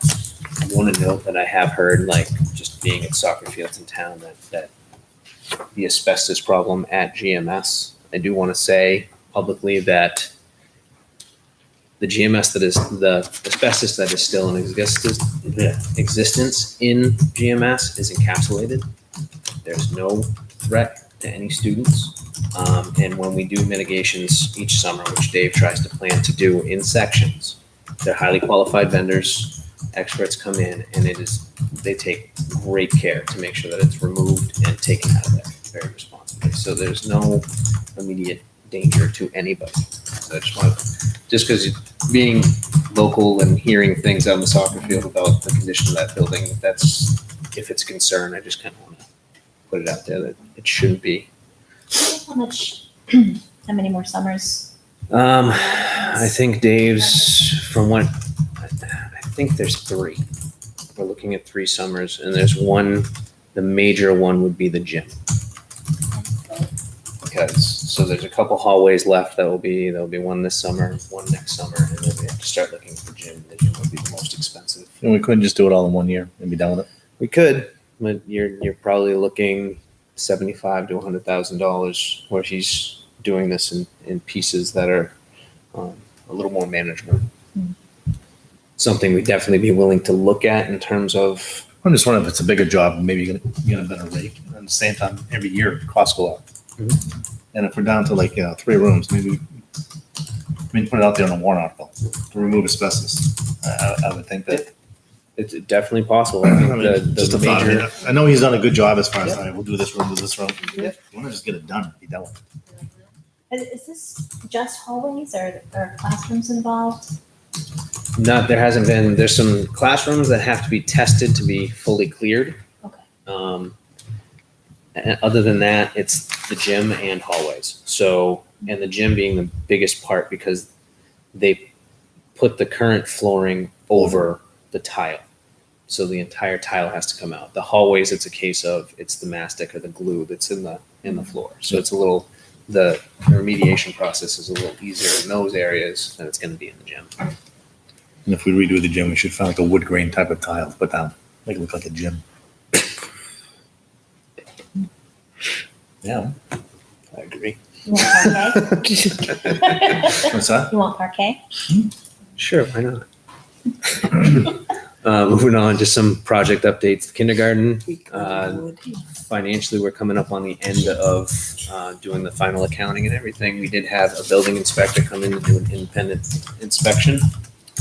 Me and Dave are going to look through that, and then we're going to meet with the vendor of the modular company, meet with the modular company in a couple weeks to go through that, see if there's any punch ticket items that they have to complete before they're fully off-site, and it's 100% ours. The vestibule, same thing. We're doing a final accounting. There's a few things that have to be left to be done. Signage, visitor signage, main entrance signage, which was written into the grant, and relocation of the fob reader, which is now still on the outside, which should probably be on the inside. The LMS, the board had approved some weeks ago, contracting with an architect to take a look at the entryway for LMS. You've met with him. He's come in with a preliminary draft and drawings for that entryway. And the next step, me and Tom reviewed that with him. The next step is he'll be dealing with a structural engineer and a contractor to put some numbers together to see what we're looking at for cost of project. Can you go back to GNS for a minute? You just talk Sir. about, you're going to take the fob out from outside? The intention initially was to take the fob and put it inside, so everyone, like, So you don't want Fob anyone, reader. you don't want anyone entering that way? here's a good, when you have it locked during the day, well, I guess you could leave it out there, but I think People weren't using, when the governor was here, they weren't going in this way. They were all going in and Yeah. out this way. We wanted them to go that way, like it is turns. that, or we just really need to have a clear communication of where you're going in, where you're going out, what's an exit door, what's an entry door.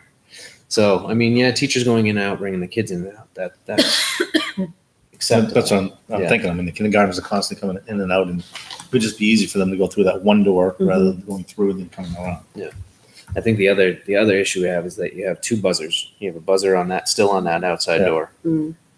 I would say take the buzzer You got down. people buzzing that all day. Yeah. Yeah. So maybe it's a matter of taking that down and just using the one on the inside Yeah. and changing the tone, because I know the tone of the buzzer is driving the main office crazy.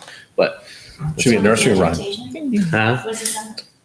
It just rings repeatedly. I'm not going to sing it for you. Aw. I'm too tired. So then the other thing that I've thought about too is with LMS, if the timing of these drawings is quick enough and we can get some pricing down quick enough, we might be able to get request in for additional money from the state like we did for GMS, which would be very, very helpful for this project. Would be Have you given any thought as far as the time frame? probably be looking to try and do it. It depends on which way we're going to do it. If we can apply for the infrastructure fund, I would probably aim to try and do it next summer. Or if we're going the warrant article, we could even plan next Still summer. have the summer. Yeah, Right. move as quickly as possible. That's good, because we just plant the grass there, so. Yeah.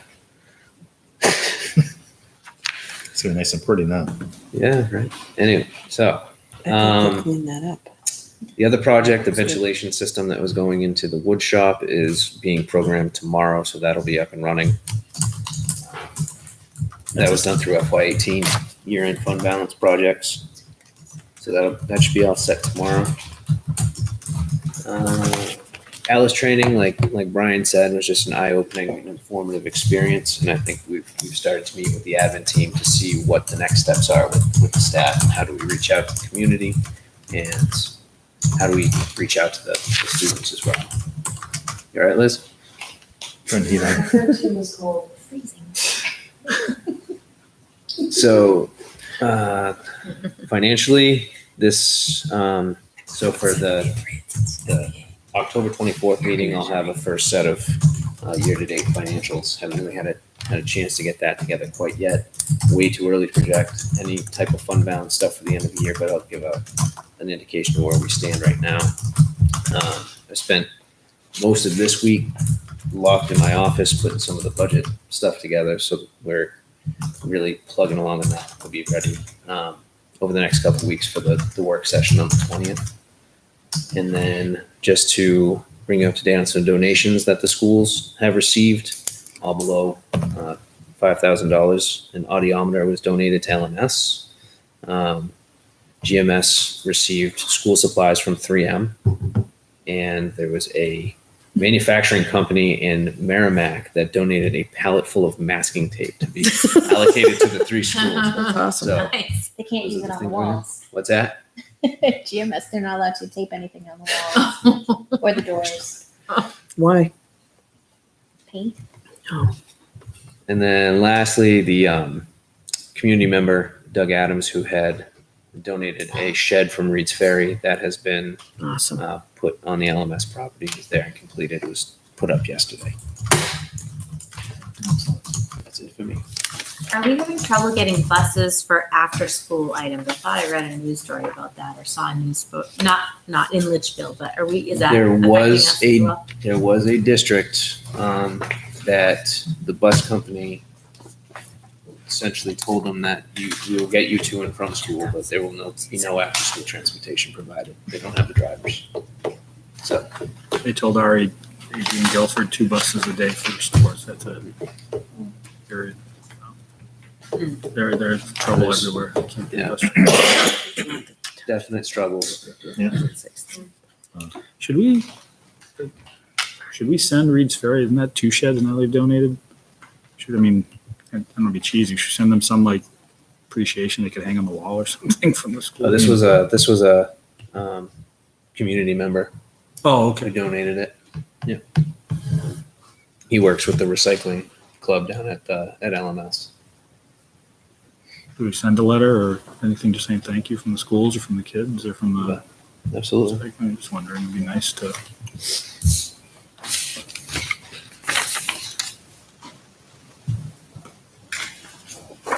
It's a lot of announcement tape. It is, huh?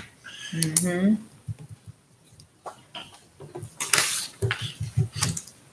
All right, thank you. Does anybody have any questions for Corey? Good superintendent.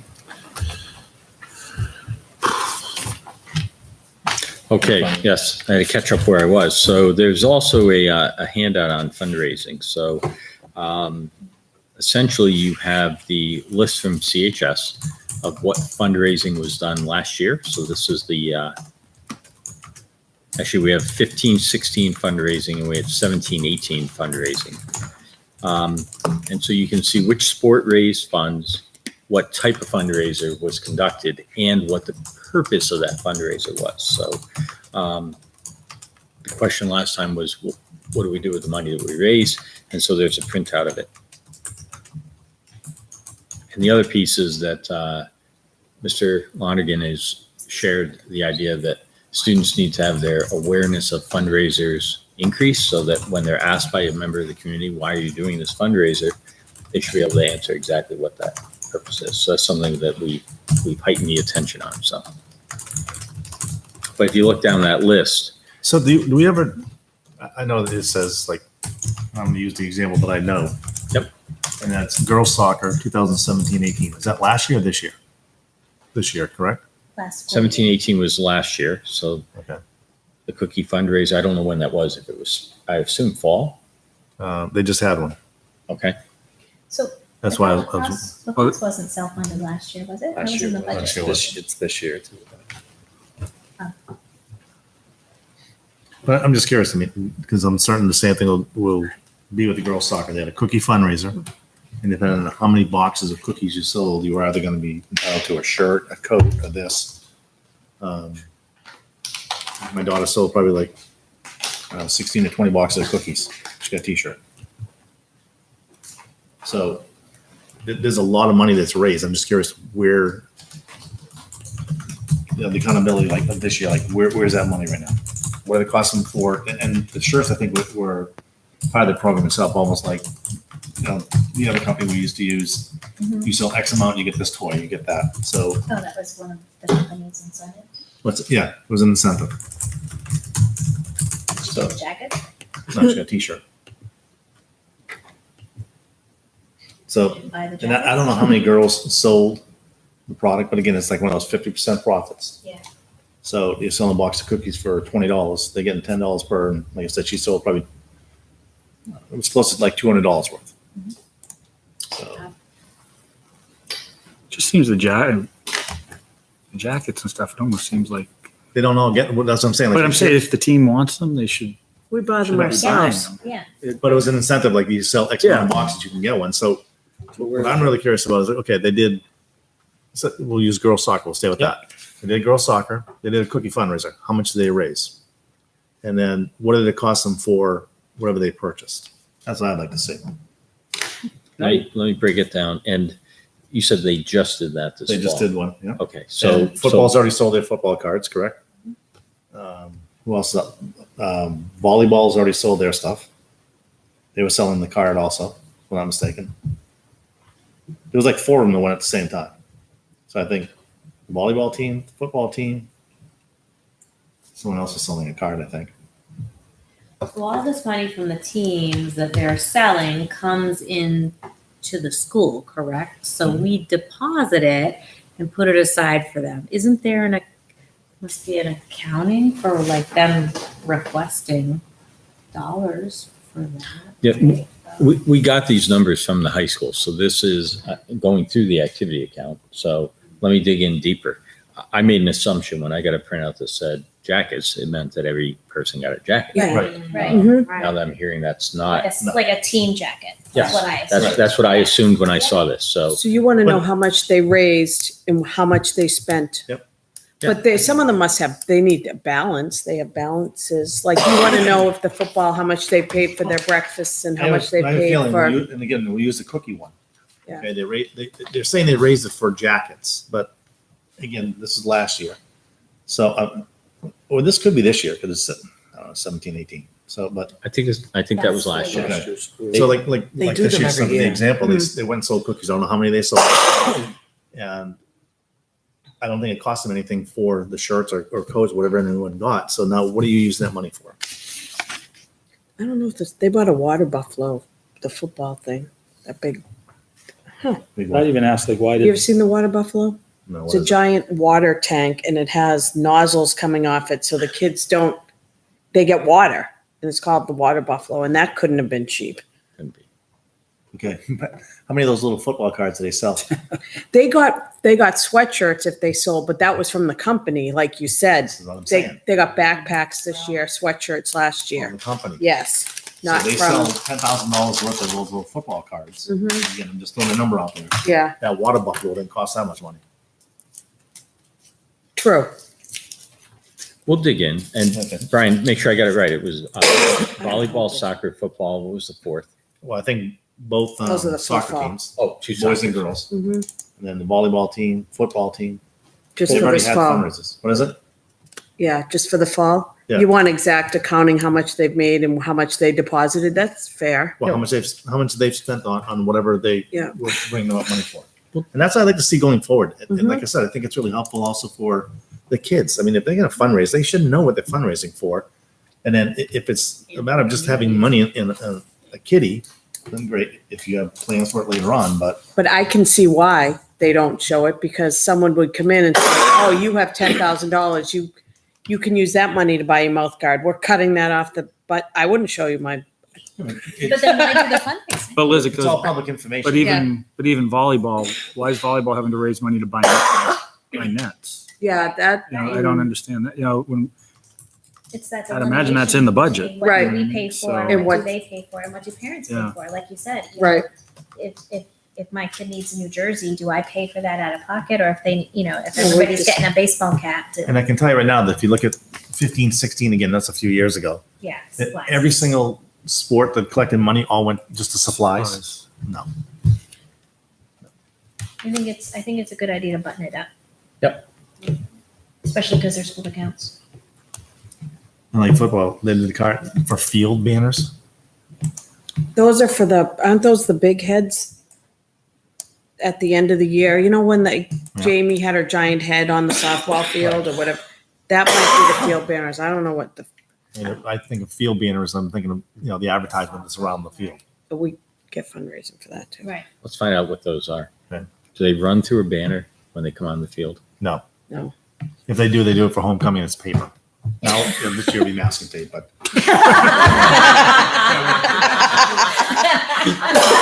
That was a good one. I'll give you that. Nice. We don't have to masking tape.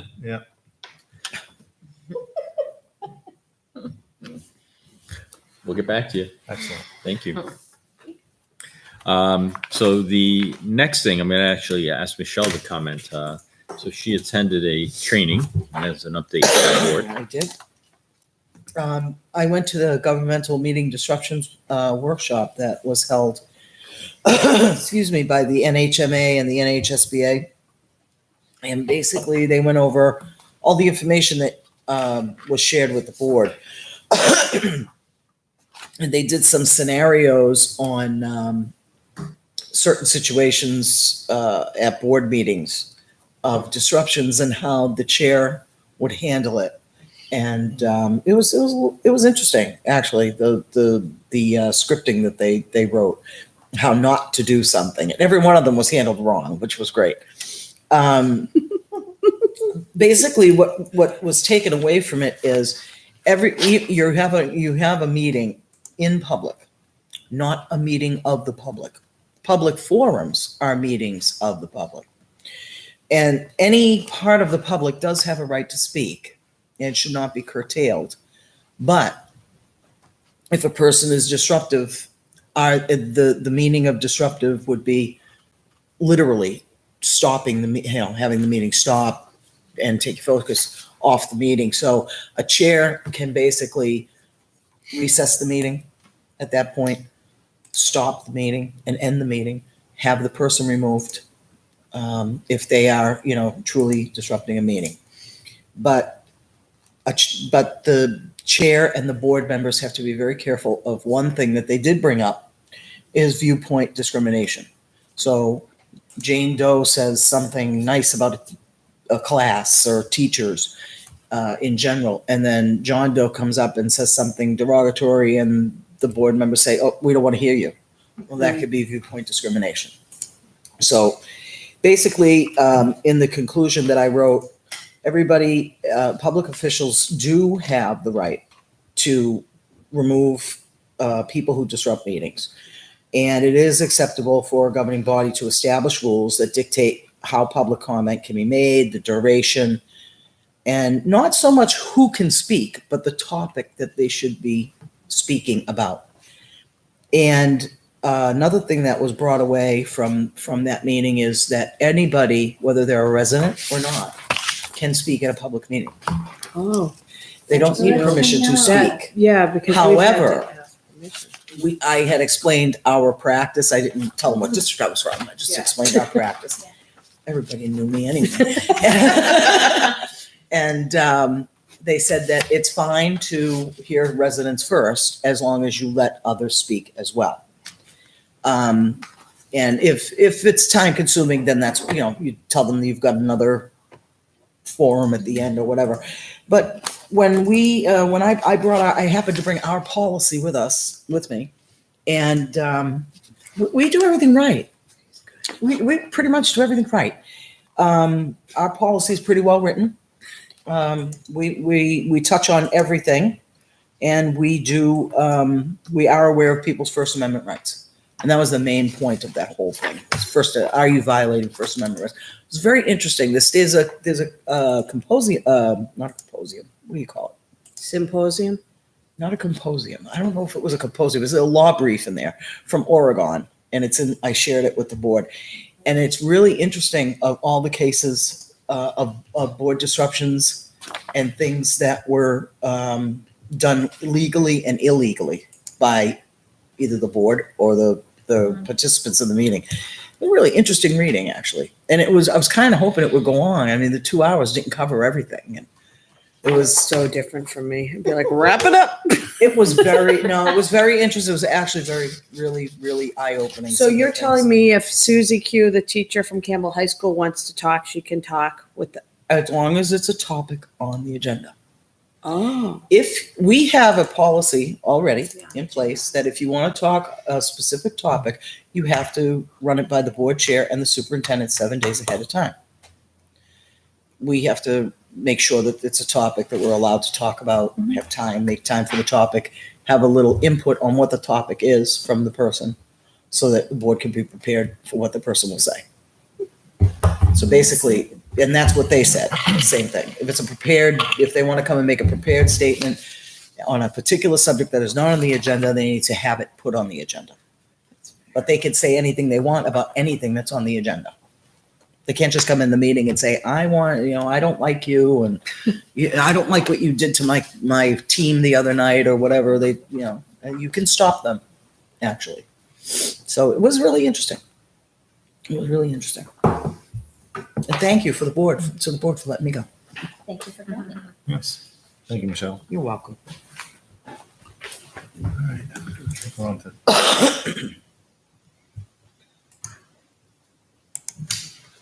one of the policies, the draft for GADA, personal recommendations.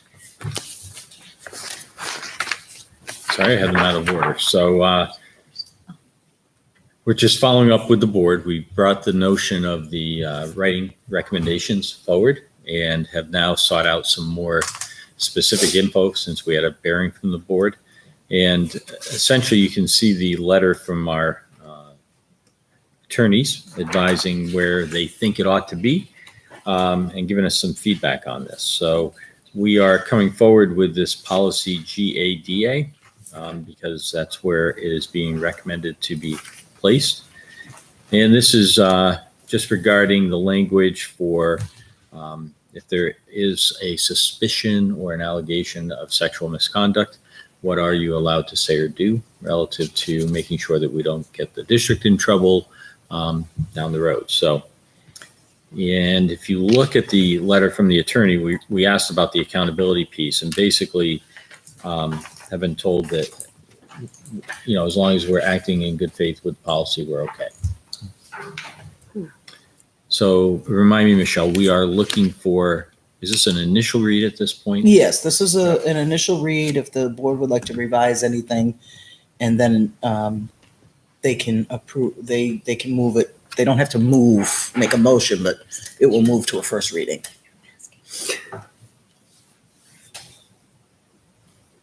So I'll make a motion to, Unless you want it to be a first reading, then you can have it as a Yeah, first reading. I don't know what I'm making a motion for. You can either you can move to make this a first reading, or we can take another week. I mean, it's really just a first look. We now know where it belongs. Mhm. We've got legal opinion on it, and we have this recommended draft. Or if there's feedback for us based on this, we can certainly take that. I haven't actually had time to read through the whole thing, so That's fine. take another. I can bring it forth as a Time is first on reading. time is on our side. I could bring it forth as a first reading for the next meeting. Thank you. Anyone have any questions right now on this? I think it's pretty straightforward. We can just, because of our next meeting. It's first read. On 10-4, right? Yeah. And the other is the guidelines for requesting district employees to appear in court. And again, we ran this by our legal counsel, and essentially they're recommending that it be a guideline and that we attach it to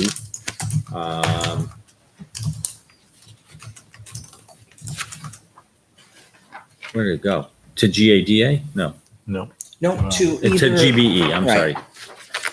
to So either there were the- two places they suggested that it was GBEA, the staff ethics policy, or that we attach it to GBE, which is the employee rights and responsibilities. And our sense was it should be under that rights and responsibilities part.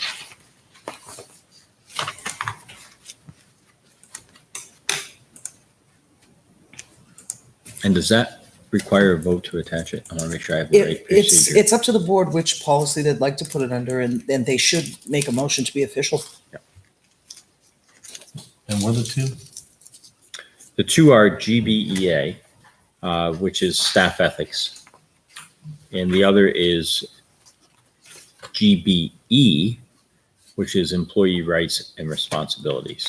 And the attorney felt they recommended that it go with GBE under rights and responsibilities. And again, as a guideline,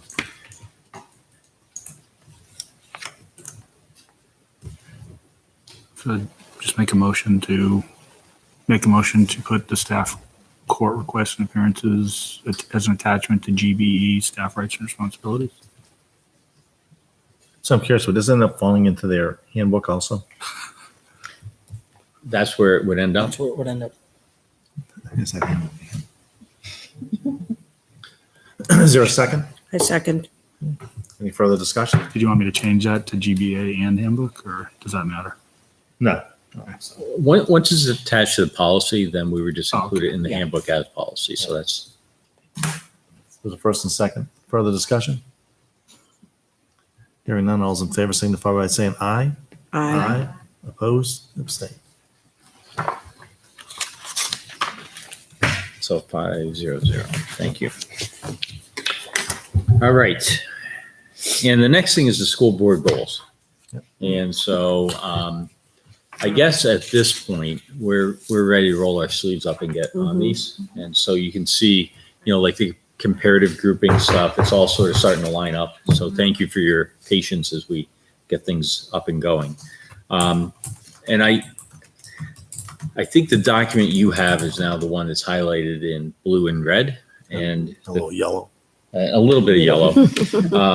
And the key is at the bottom of that, right? So the stuff that's in red has been completed, and the stuff in blue was either difficult to attain or possibly unattainable. Depends on how you want to view it. So I think what I would find most helpful from the board is that there really are the 5 goals that are listed there. And so Are those 5 goals the right ones? Should we be working on indicators within those 5 goals, or are the goals off base? So might make sense. I know we're running a little long on time, but if we spend time going through the 5 goals to make sure that we know that you want to stick with this, and then let our team work on the indicators, although I'll take feedback on specific indicators that you want to keep. So red is done, blue is not done because it was possibly difficult to do, It was difficult to attain. and white. The white is, it'll be marked ongoing or Not met. not met. Okay. So if we take the first one, which is an academic goal, so it's providing a learning environment that increases achievement for all students, maximizes intellectual rigor in all areas, increases student interest in academic work, and optimizes the use of critical thinking challenges that solve authentic problems. Is that generally the goal that the board wants to see relative to our academic program? I think so. Can we say something about, instead of increasing the intellectual rigor, I want to say something like meeting the needs of all of our students, And I guess the only thing I'd ask is the academic, encouraging their growth. What's that? just the academic work. I mean, does it have to be and I know it's all still learning, but I guess same. Would as you that, call Mark, life it's skills Life learning? skills. Or, Life skills isn't academic to me, because some students need to learn life skills to graduate, or Right.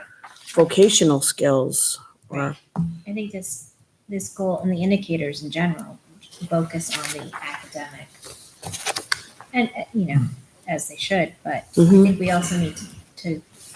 Our mission is that we grow the whole child, and that's not being addressed. Well, if we look at goal Yes, it 2, does, right. it's Yeah. sort of not directly, but it does get at that with developing confident, responsible, and productive students Yeah. with post-grad Mhm. aspirations. Get Yes. a little bit at the life skills I part. asked the question: do we need the 2, or can they be combined into one? that's already a was my really thought, long too. sentence. The first one, that is a mouthful.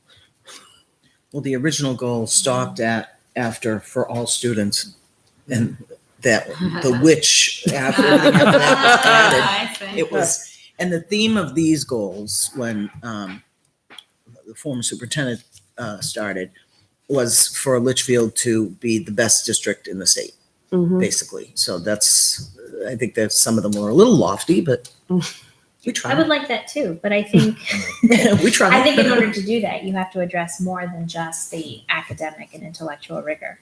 So what if we say, take the first sentence, the increased achievement in the areas of social growth. What's our mission? Social, academic, and emotional. We're not Intellectual. intellectual. Yeah.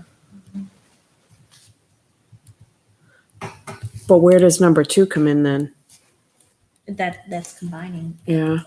To develop confident, responsible, and productive students with I postgraduate. think when you get to the indicators too, your indicators are probably still going to be the same. Right. So you can call it anything you want to, it's like, but that's what's going to fall under it, what the indicators are right now.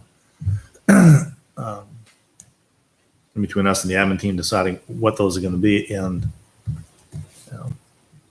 when we get down to like the indicators, like take a look at the blue. Why was it, why is it too difficult to achieve, or why didn't we achieve it? So number 2, maybe we could add in something like to instill a love of learning or continual learning, Lifelong learning. lifelong learning. Well, then I think this is the goal, if I might interject, that Natalie Hurdy was alluding to. Yes. So if you want, all you had to do is really add for each student to that. Okay. Because whether they go to college or they go to work. Well, Mhm. there was an indicator under number 1 to increase college acceptance rates. So she was suggesting that we nix that and Right. go with postgraduate plans for every student. Which is why yeah. Include it. It's Yeah. the one in blue. Yes, which is why I alluded to the second goal. Right, Because right. that They more could go fit in together. with what she was talking about. Yeah. Yeah.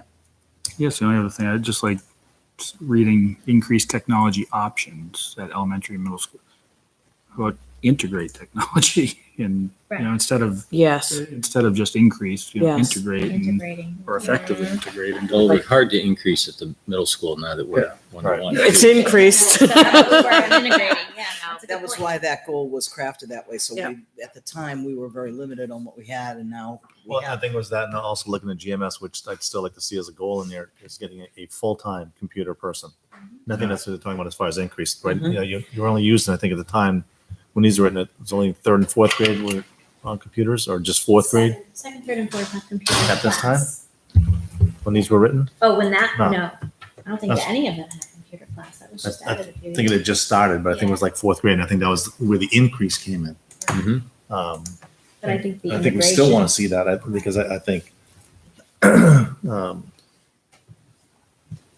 the use of technology. Now, when you get to the middle school, and it's going to slowly creep down to GMS. I mean, I'm looking right now as far as equipping the third and fourth graders with Chromebooks. We should. Yeah. There's no reason not to have like K through 2 at least have the ability to have tablets. So I think at least Used third to and it. fourth grade. I mean, Oh, no, you know, Chromebooks. yes. Yeah. But just to get the experience there. And I think, like you said, the integration is the key piece. We need to make sure that it's not just having a device for the sake of having a device, that it's actually being used and integrated in meaningful ways. So that's great feedback on the front of the sheet, and we'll figure out whether if there's a way to link those together, or to keep them separate, but define them a little bit. more And I clearly. guess the only other thing I'd say, and I leave it up to you guys, there's a lot of numbers with standardized tests. Maybe we could condense that into smaller. That's exactly what I was There's thinking. like, what are there, 4 of them right off the bat? I was- Increase, 95%, 95. Yeah. Maybe there's a way to get that. Maybe we take a step back on those goals because we talked previously about assessing the quantity of the testing that we do and perhaps the usability of the results. Like, what do we really use these for? Mhm. And that's my initial thought too. It's like increased by 1%. Is that worthwhile? Right. What do you get out of that? Is You know, that- I think if anything, I would go back to the SATs, and as far as those scores, I mean, that's what I'd like to. If you're looking for an increase in the score, Yeah. I think that's what you're looking for, the increase. Well, And we don't do well on SATs. That's why we're starting the PSATs in school. So that's perfect to start adding that in, because now our 10th graders will be taking them during the school day. Ninth and 9th and 10th, right. Yeah. Correct. So that'll be perfect. The other thing too is, maybe we want to put. Well, actually, I have a couple notes on my printout. The SAS that they took last year, the state assessment, does that give us a score as like proficient, percentage proficient or above, or? It does. Okay, so maybe if we set a goal, like, we want a certain percentage of the kids proficient or above proficient, or I don't know. Maybe that's where, maybe that's where that Then what's the other, right number? well, but that's where Mike's, the other paper, when we Right. get numbers. So you Based on can, those schools. you can do that comparison, but you also can say, it's really about reducing the number of students who are at 2. I mean, Right. the growth area is going to be 2s to 3s. Yeah. And Yep. so if we can zero in on that and look at it from a cohort model. So how do we take the students who in 5th grade were 2s and make sure by 6th grade they're caught up? Yeah. And so, and the testing fatigue is an issue that Mary and I have talked quite a bit about. And so we are really asking questions of our team, like, why are we using this? How's that data being utilized? We want to make sure that we're testing for the right reasons. The other piece is that the SAS has a whole suite of testing available to us free of charge that we've not really begun to use. And so it's another area that we need to pay attention to, because it's absolutely aligned with the actual assessment. The interim assessments are just like the final assessment. So we want to zero in on those too. So I don't know if it would fall into this goal or not, but like Tyra just, I think, touched on it. We've discussed like the amount of testing we do. So should we really take a hard look at what testing we are doing? And I know, Bob, I think you mentioned before too, that, like, are we doing too much, or really, I mean, We What do could we see a gain from it? school calendar, right, and what we test, when we test. Are we You're better right. off minimizing the amount of testing we're doing and just focus more on teaching? I know sometimes they use them for the cutoff for reading specialists. They draw a line under here, gets reading support. Same thing for enrichment. Yeah. I think there's still a need for some testing, but is there a need, and For the I'm sure math. Mary would be very helpful in this too, is there a Right. need for as much testing as we're doing? Are we doing the right test? Should we be doing Yeah. STAR testing? I don't know. I think STAR testing works very well in the district where I am. This is very helpful. Do we want to say anything in this one about competency based and In the second one? grading and reporting? Oh, I was in the kind of the first one. Okay. I thought you said the next one. I'm We'll sorry. combine them. Competency and grade reporting is a goal. Well, I don't know. Are we moving in that direction or is, For K through 12? yeah. We started to. Yeah. The elementary school doesn't Revising do all it of our yet. report cards and our. The Well, that team is still in effect and it's starting back. yeah, we just had the Oh, first good. meeting of the Okay. grade Awesome. reporting committee. A little bit of baseline as Mary gets her feet under her. So, Yeah, Mhm. but, yeah.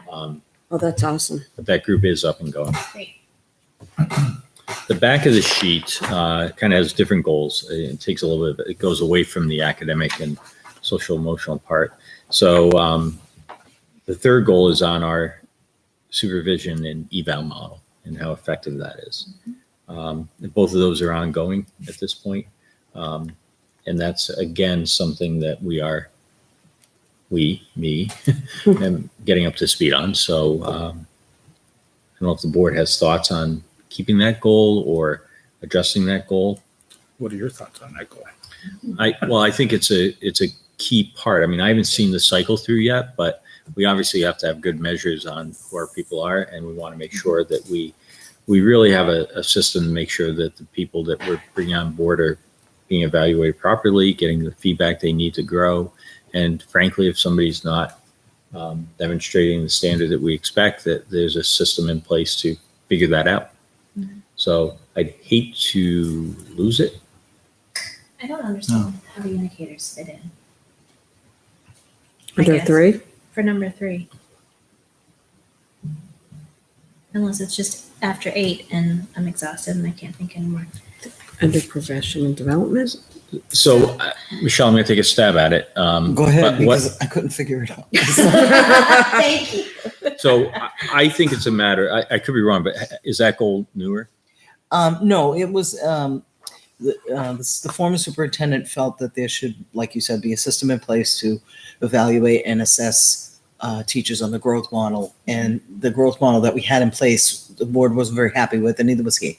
Okay. So he came up with those 2 indicators that I really don't understand, to tell you the truth. So I can't explain them. My hunch is, but goal 3 is newer, right? So Yes, this that has was been an inserted. added goal, yeah.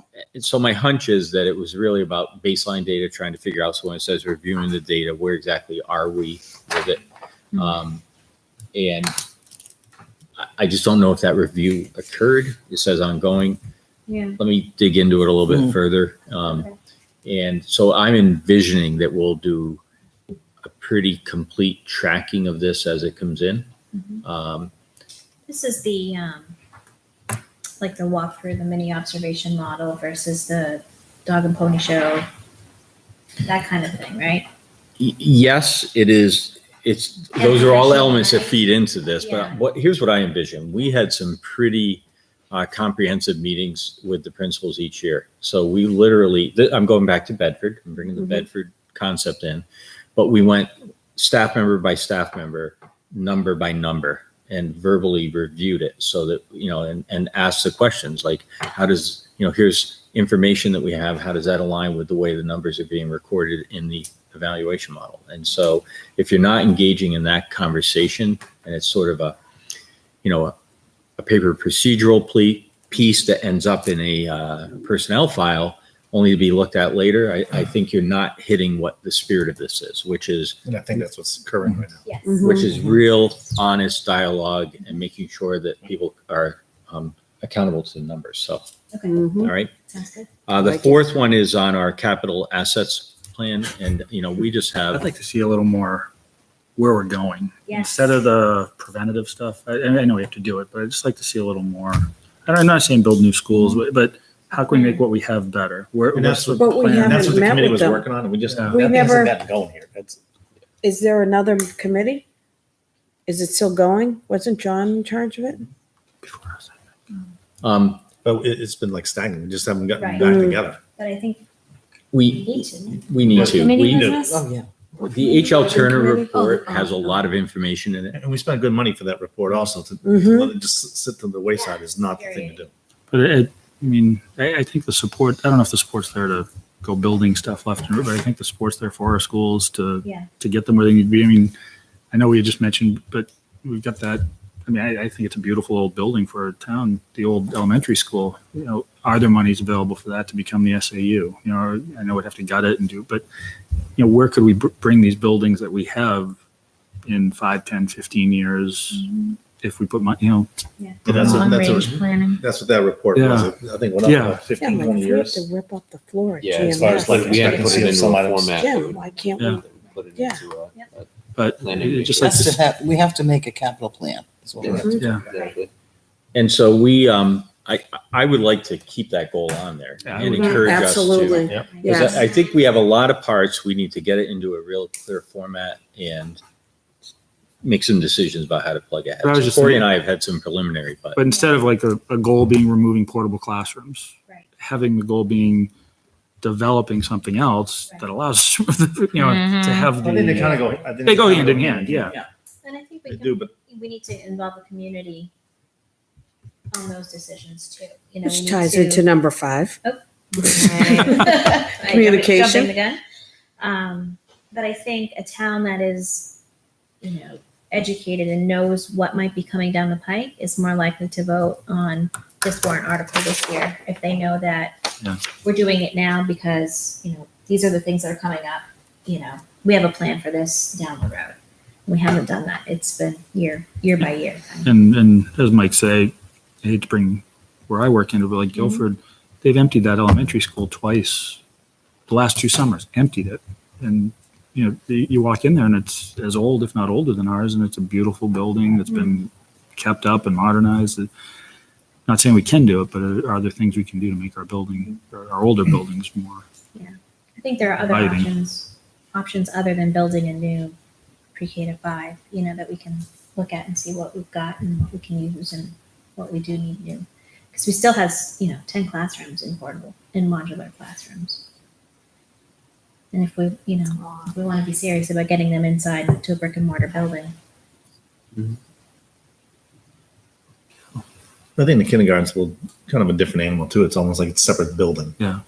I want the 5th grade at the elementary school where they belong. Mhm. I hate the fact they don't have recess. Mhm. We have recess to 8th grade in my district. Yeah, we do. Too. That's a We're doing scheduling a thing dis- in elements, we're doing our children a disservice. They are not middle schoolers as far as I'm concerned. 5th grade should be in an elementary school. That's my personal belief. Maybe the building committee come up with plans for a new elementary school. Can we get that committee up and rolling? What's that?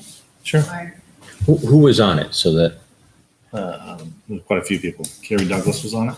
John York, myself. as board members or was it a community committee? John was on it as a community member, but then he was Right, now he's appointed on the board. Now he's a community member again. And Kerry is on it. He said he would do it. Kevin Lynch was on it. He was no longer, so the building. First grade There's Person. a couple of teachers on it. Yeah. Yeah. Corey, me, Dave Ross. Hmm. I wasn't a Um, voting member. I'm sorry. I wasn't a voting member. No, I'm just, but She you was on had the to be committee. there. But I think the board needs to direct that committee too, to work on a 5-year plan and not just. Well, I think that the chair of the committee should be a board member. That's what I think. Because it has to be directed. to meet our goals. You can't meet the goals for facilities unless you have a capital plan. You really can't. We have to have a capital plan. Our capital plan is 10 years old.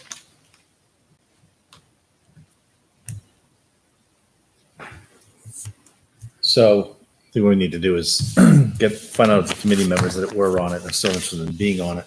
And if not, then just get it out there as far as to look for others to like fill in the void and then get that going as soon as possible. Excuse me. So I'm sure someone like John would still want to be on the board. Mm-hmm. all right, so this is helpful. I mean, we've got some work to do on it, but it's at the point we need to It's time. get rolling. So Yeah. I do appreciate the board spending time on it. I know we're way over on That's our fine. time estimate, but It's been on the agenda for Yeah. Yeah. Yeah. Sometimes we'll get it done. Are we still on the goals? Or do we do? We still are, yes. Yeah. Can I say something? No. So probably when I was campaigning for this position, I had the opportunity to speak to some teachers.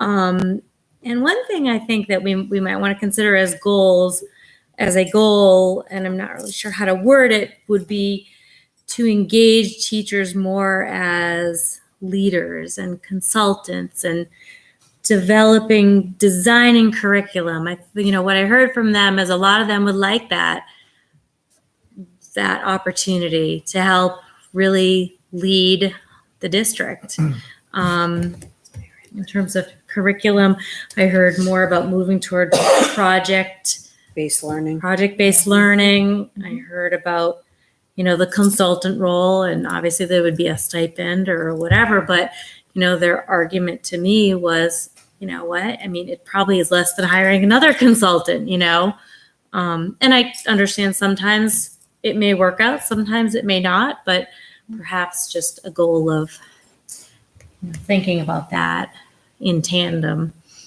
with other advancing our district in terms of curriculum. I think most of that would be done Through Mary. through Mary with teacher workshop days or, Well, I think that's going to fall Yeah. in the next goal, actually, goal 5. Yeah. Two-way the two-way communication. Yeah. Mm-hmm. Yeah. Or just more collaboration between the staff and school. Because some of these, I know we keep talking about as far as community awareness and communication. I think there's there's a ton more out there right now than there was before. Tina's done a fabulous job as far as on Facebook and putting things out there and just trying to get as much information out there, not just through Facebook, but just different avenues. I think, again, I think the communication most people are talking about are from the teachers to the parents, communicating grades, communicating problems, communicating good thing, it doesn't matter. I know, and I hate to point out, but 6 years in high school, if I didn't initiate a contact, I don't think I ever heard from anybody. I got emails from 3 teachers in the past 2 weeks introducing themselves, Yeah. which is Yeah. wonderful. That's great. It is. It opens the door of communications. Not that the door's never closed for me, ever, I've got never has been. information from 2 teachers at the high school. I know from the middle school. So yeah, and from actually GMS also. Yeah, I like that. But I think you're right, Rob. I think that's what they're looking for. More than that. Just- We communicate as much as we possibly can. We have public forums such as this that people are more than welcome to attend or just watch at home if they prefer. We try to put as much information out there on social media that they can get to, if not through the HLN. Yeah, I'd like to see more things going on in our school. When I was the enrichment under Brian, I was the enrichment coordinator, or whatever I was called, frontier person. Cultural artist Yeah. person. I would always make sure there was, when the Krista McAuliffe came, that there was a picture. If the singing guy was there, what did you call it, puppets and whatever you used to call it? When the Museum of Science came, anything like that, we should let the teachers be able to, or encourage people or administrators to send things in. Not that I don't love seeing presentation of Mary and Hudson, but I would love to see more Litchfield things. And I love that you're writing a letter to the HLN. Yeah. That's great. We're not getting as many thumbs down these days. Just staying below radar. All right, I'll do some work with our team and see if we can get this into Awesome. it's a work in progress, but we'll be back. Got more work though. What's that? Can I just add one other thing that I think we'd like to look at? I'm not sure where it'd fall in, so, because I know we've talked about a language several times, and we've gone back and forth with one language, two languages. And I'm not certain if in the high school, it probably still is in the choices of classes, a second language. But I think one of our goals might be to get a language started much earlier than we started. Mm-hmm. You know, start in either fourth grade or fifth grade, a second language. Kindergarten. I realize the younger, the easier, but we definitely started too late. And I think if we really wanted to have that student come out of high school and then be fluent in that language, rather than just forgetting everything they've learned in those 3 years of They whatever get it their takes for language, Spanish 2 or 3 Never- done and they're Right. done. and never use it. And I think we start them earlier, that you're probably going to go right through high school, all 4 years, taking that language and just become fluent and utilize it the way that it's intended as far as to learn a second language. Yeah. Not just to be forced, like, learn it while you're in high school and after that never utilize it. Well, the other thing too is we could be more exploratory too with with the kids at the younger ages. We could introduce different languages. instead of- And it's difficult in the size district we have as far, and that's what happened with French. It's like they just Oh, I weren't know. I know. enough students to take it. There's only one full-time Spanish teacher at the high school now. Which To was- halftime. Yeah. 2 part-times. So I've actually spent, I think, the last 3 years with a world language task force, kind of studying this question. And so I've got quite a bit of background knowledge already that we've collected. So let me work on that too. That's great that you raised it. I think 8th grade is way too late to start it. Well, the research says it's way too late. Yeah. You're absolutely right. You're not going to do anything in terms of fluency or lifelong. It needs to begin much earlier. And the other thing, and I don't think it's, maybe it'd fall in the goals or not. I just made a note as far as the repetitive things we do in all 3 of our schools. Like, How do you mean? like a nature's classroom. What's the other one that LMS does that we all like? Kind of Oh, Project Safeguard. Project Safeguard. Yeah, things like that. But there are in each school, I think, repetitive things that we do. And I don't know if that's just going to be a one-on-one with the school, or if it's something we should like really look at as a whole. Right. I mean, Nature's Classroom, I know is a great thing for the kids, but it's also something we've been doing. We keep saying, Mrs. Sid's done a great job for 30 years.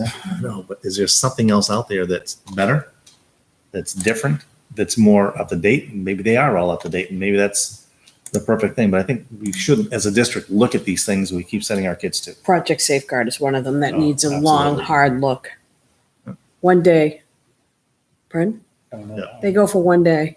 They do. Say And- A's Oh, and- saying it, okay. Yeah. Yeah. And the same thing, it's like, do we get our money's worth for that one day? No, we have to buy our lunches too. The kids have to buy their expensive St. Anselm lunches. They like it though, they go to the dorm. So I'm not saying one is right and one's wrong. I'm Right. saying we just keep doing the same ones over and over and over. Have we really like looked at it and broken it down and said, okay, this, Why don't you update your curriculum? Professional. It's the same Right. kind of thing. What's what are our kids getting out of those experiences, and do we update them like we do with our reading programs and our math programs? Oh, especially the social stuff, building resiliency. We need to Yeah. build more resiliency in our children. anything else? All right. Any questions on the manifest? We have enough signatures? Yeah, that's 3. Do you have anything going on, public? We do need non-public for negotiations. Yeah. All right. So if there's nothing else, and if the audience has already like said their thing, then we'll go into non-public, RSA 91A:11. The dismissal, promotion, or compensation of any public employee or the disciplining of such employee with the investigation of any charges against him unless the employee affected, one, has the right to a meeting, and two, requests that the meeting be open, in which case a request shall be granted. The hiring of any person as a public employee, matters which if discussed in public would likely affect adversely the reputation of any person other than the member of the body of the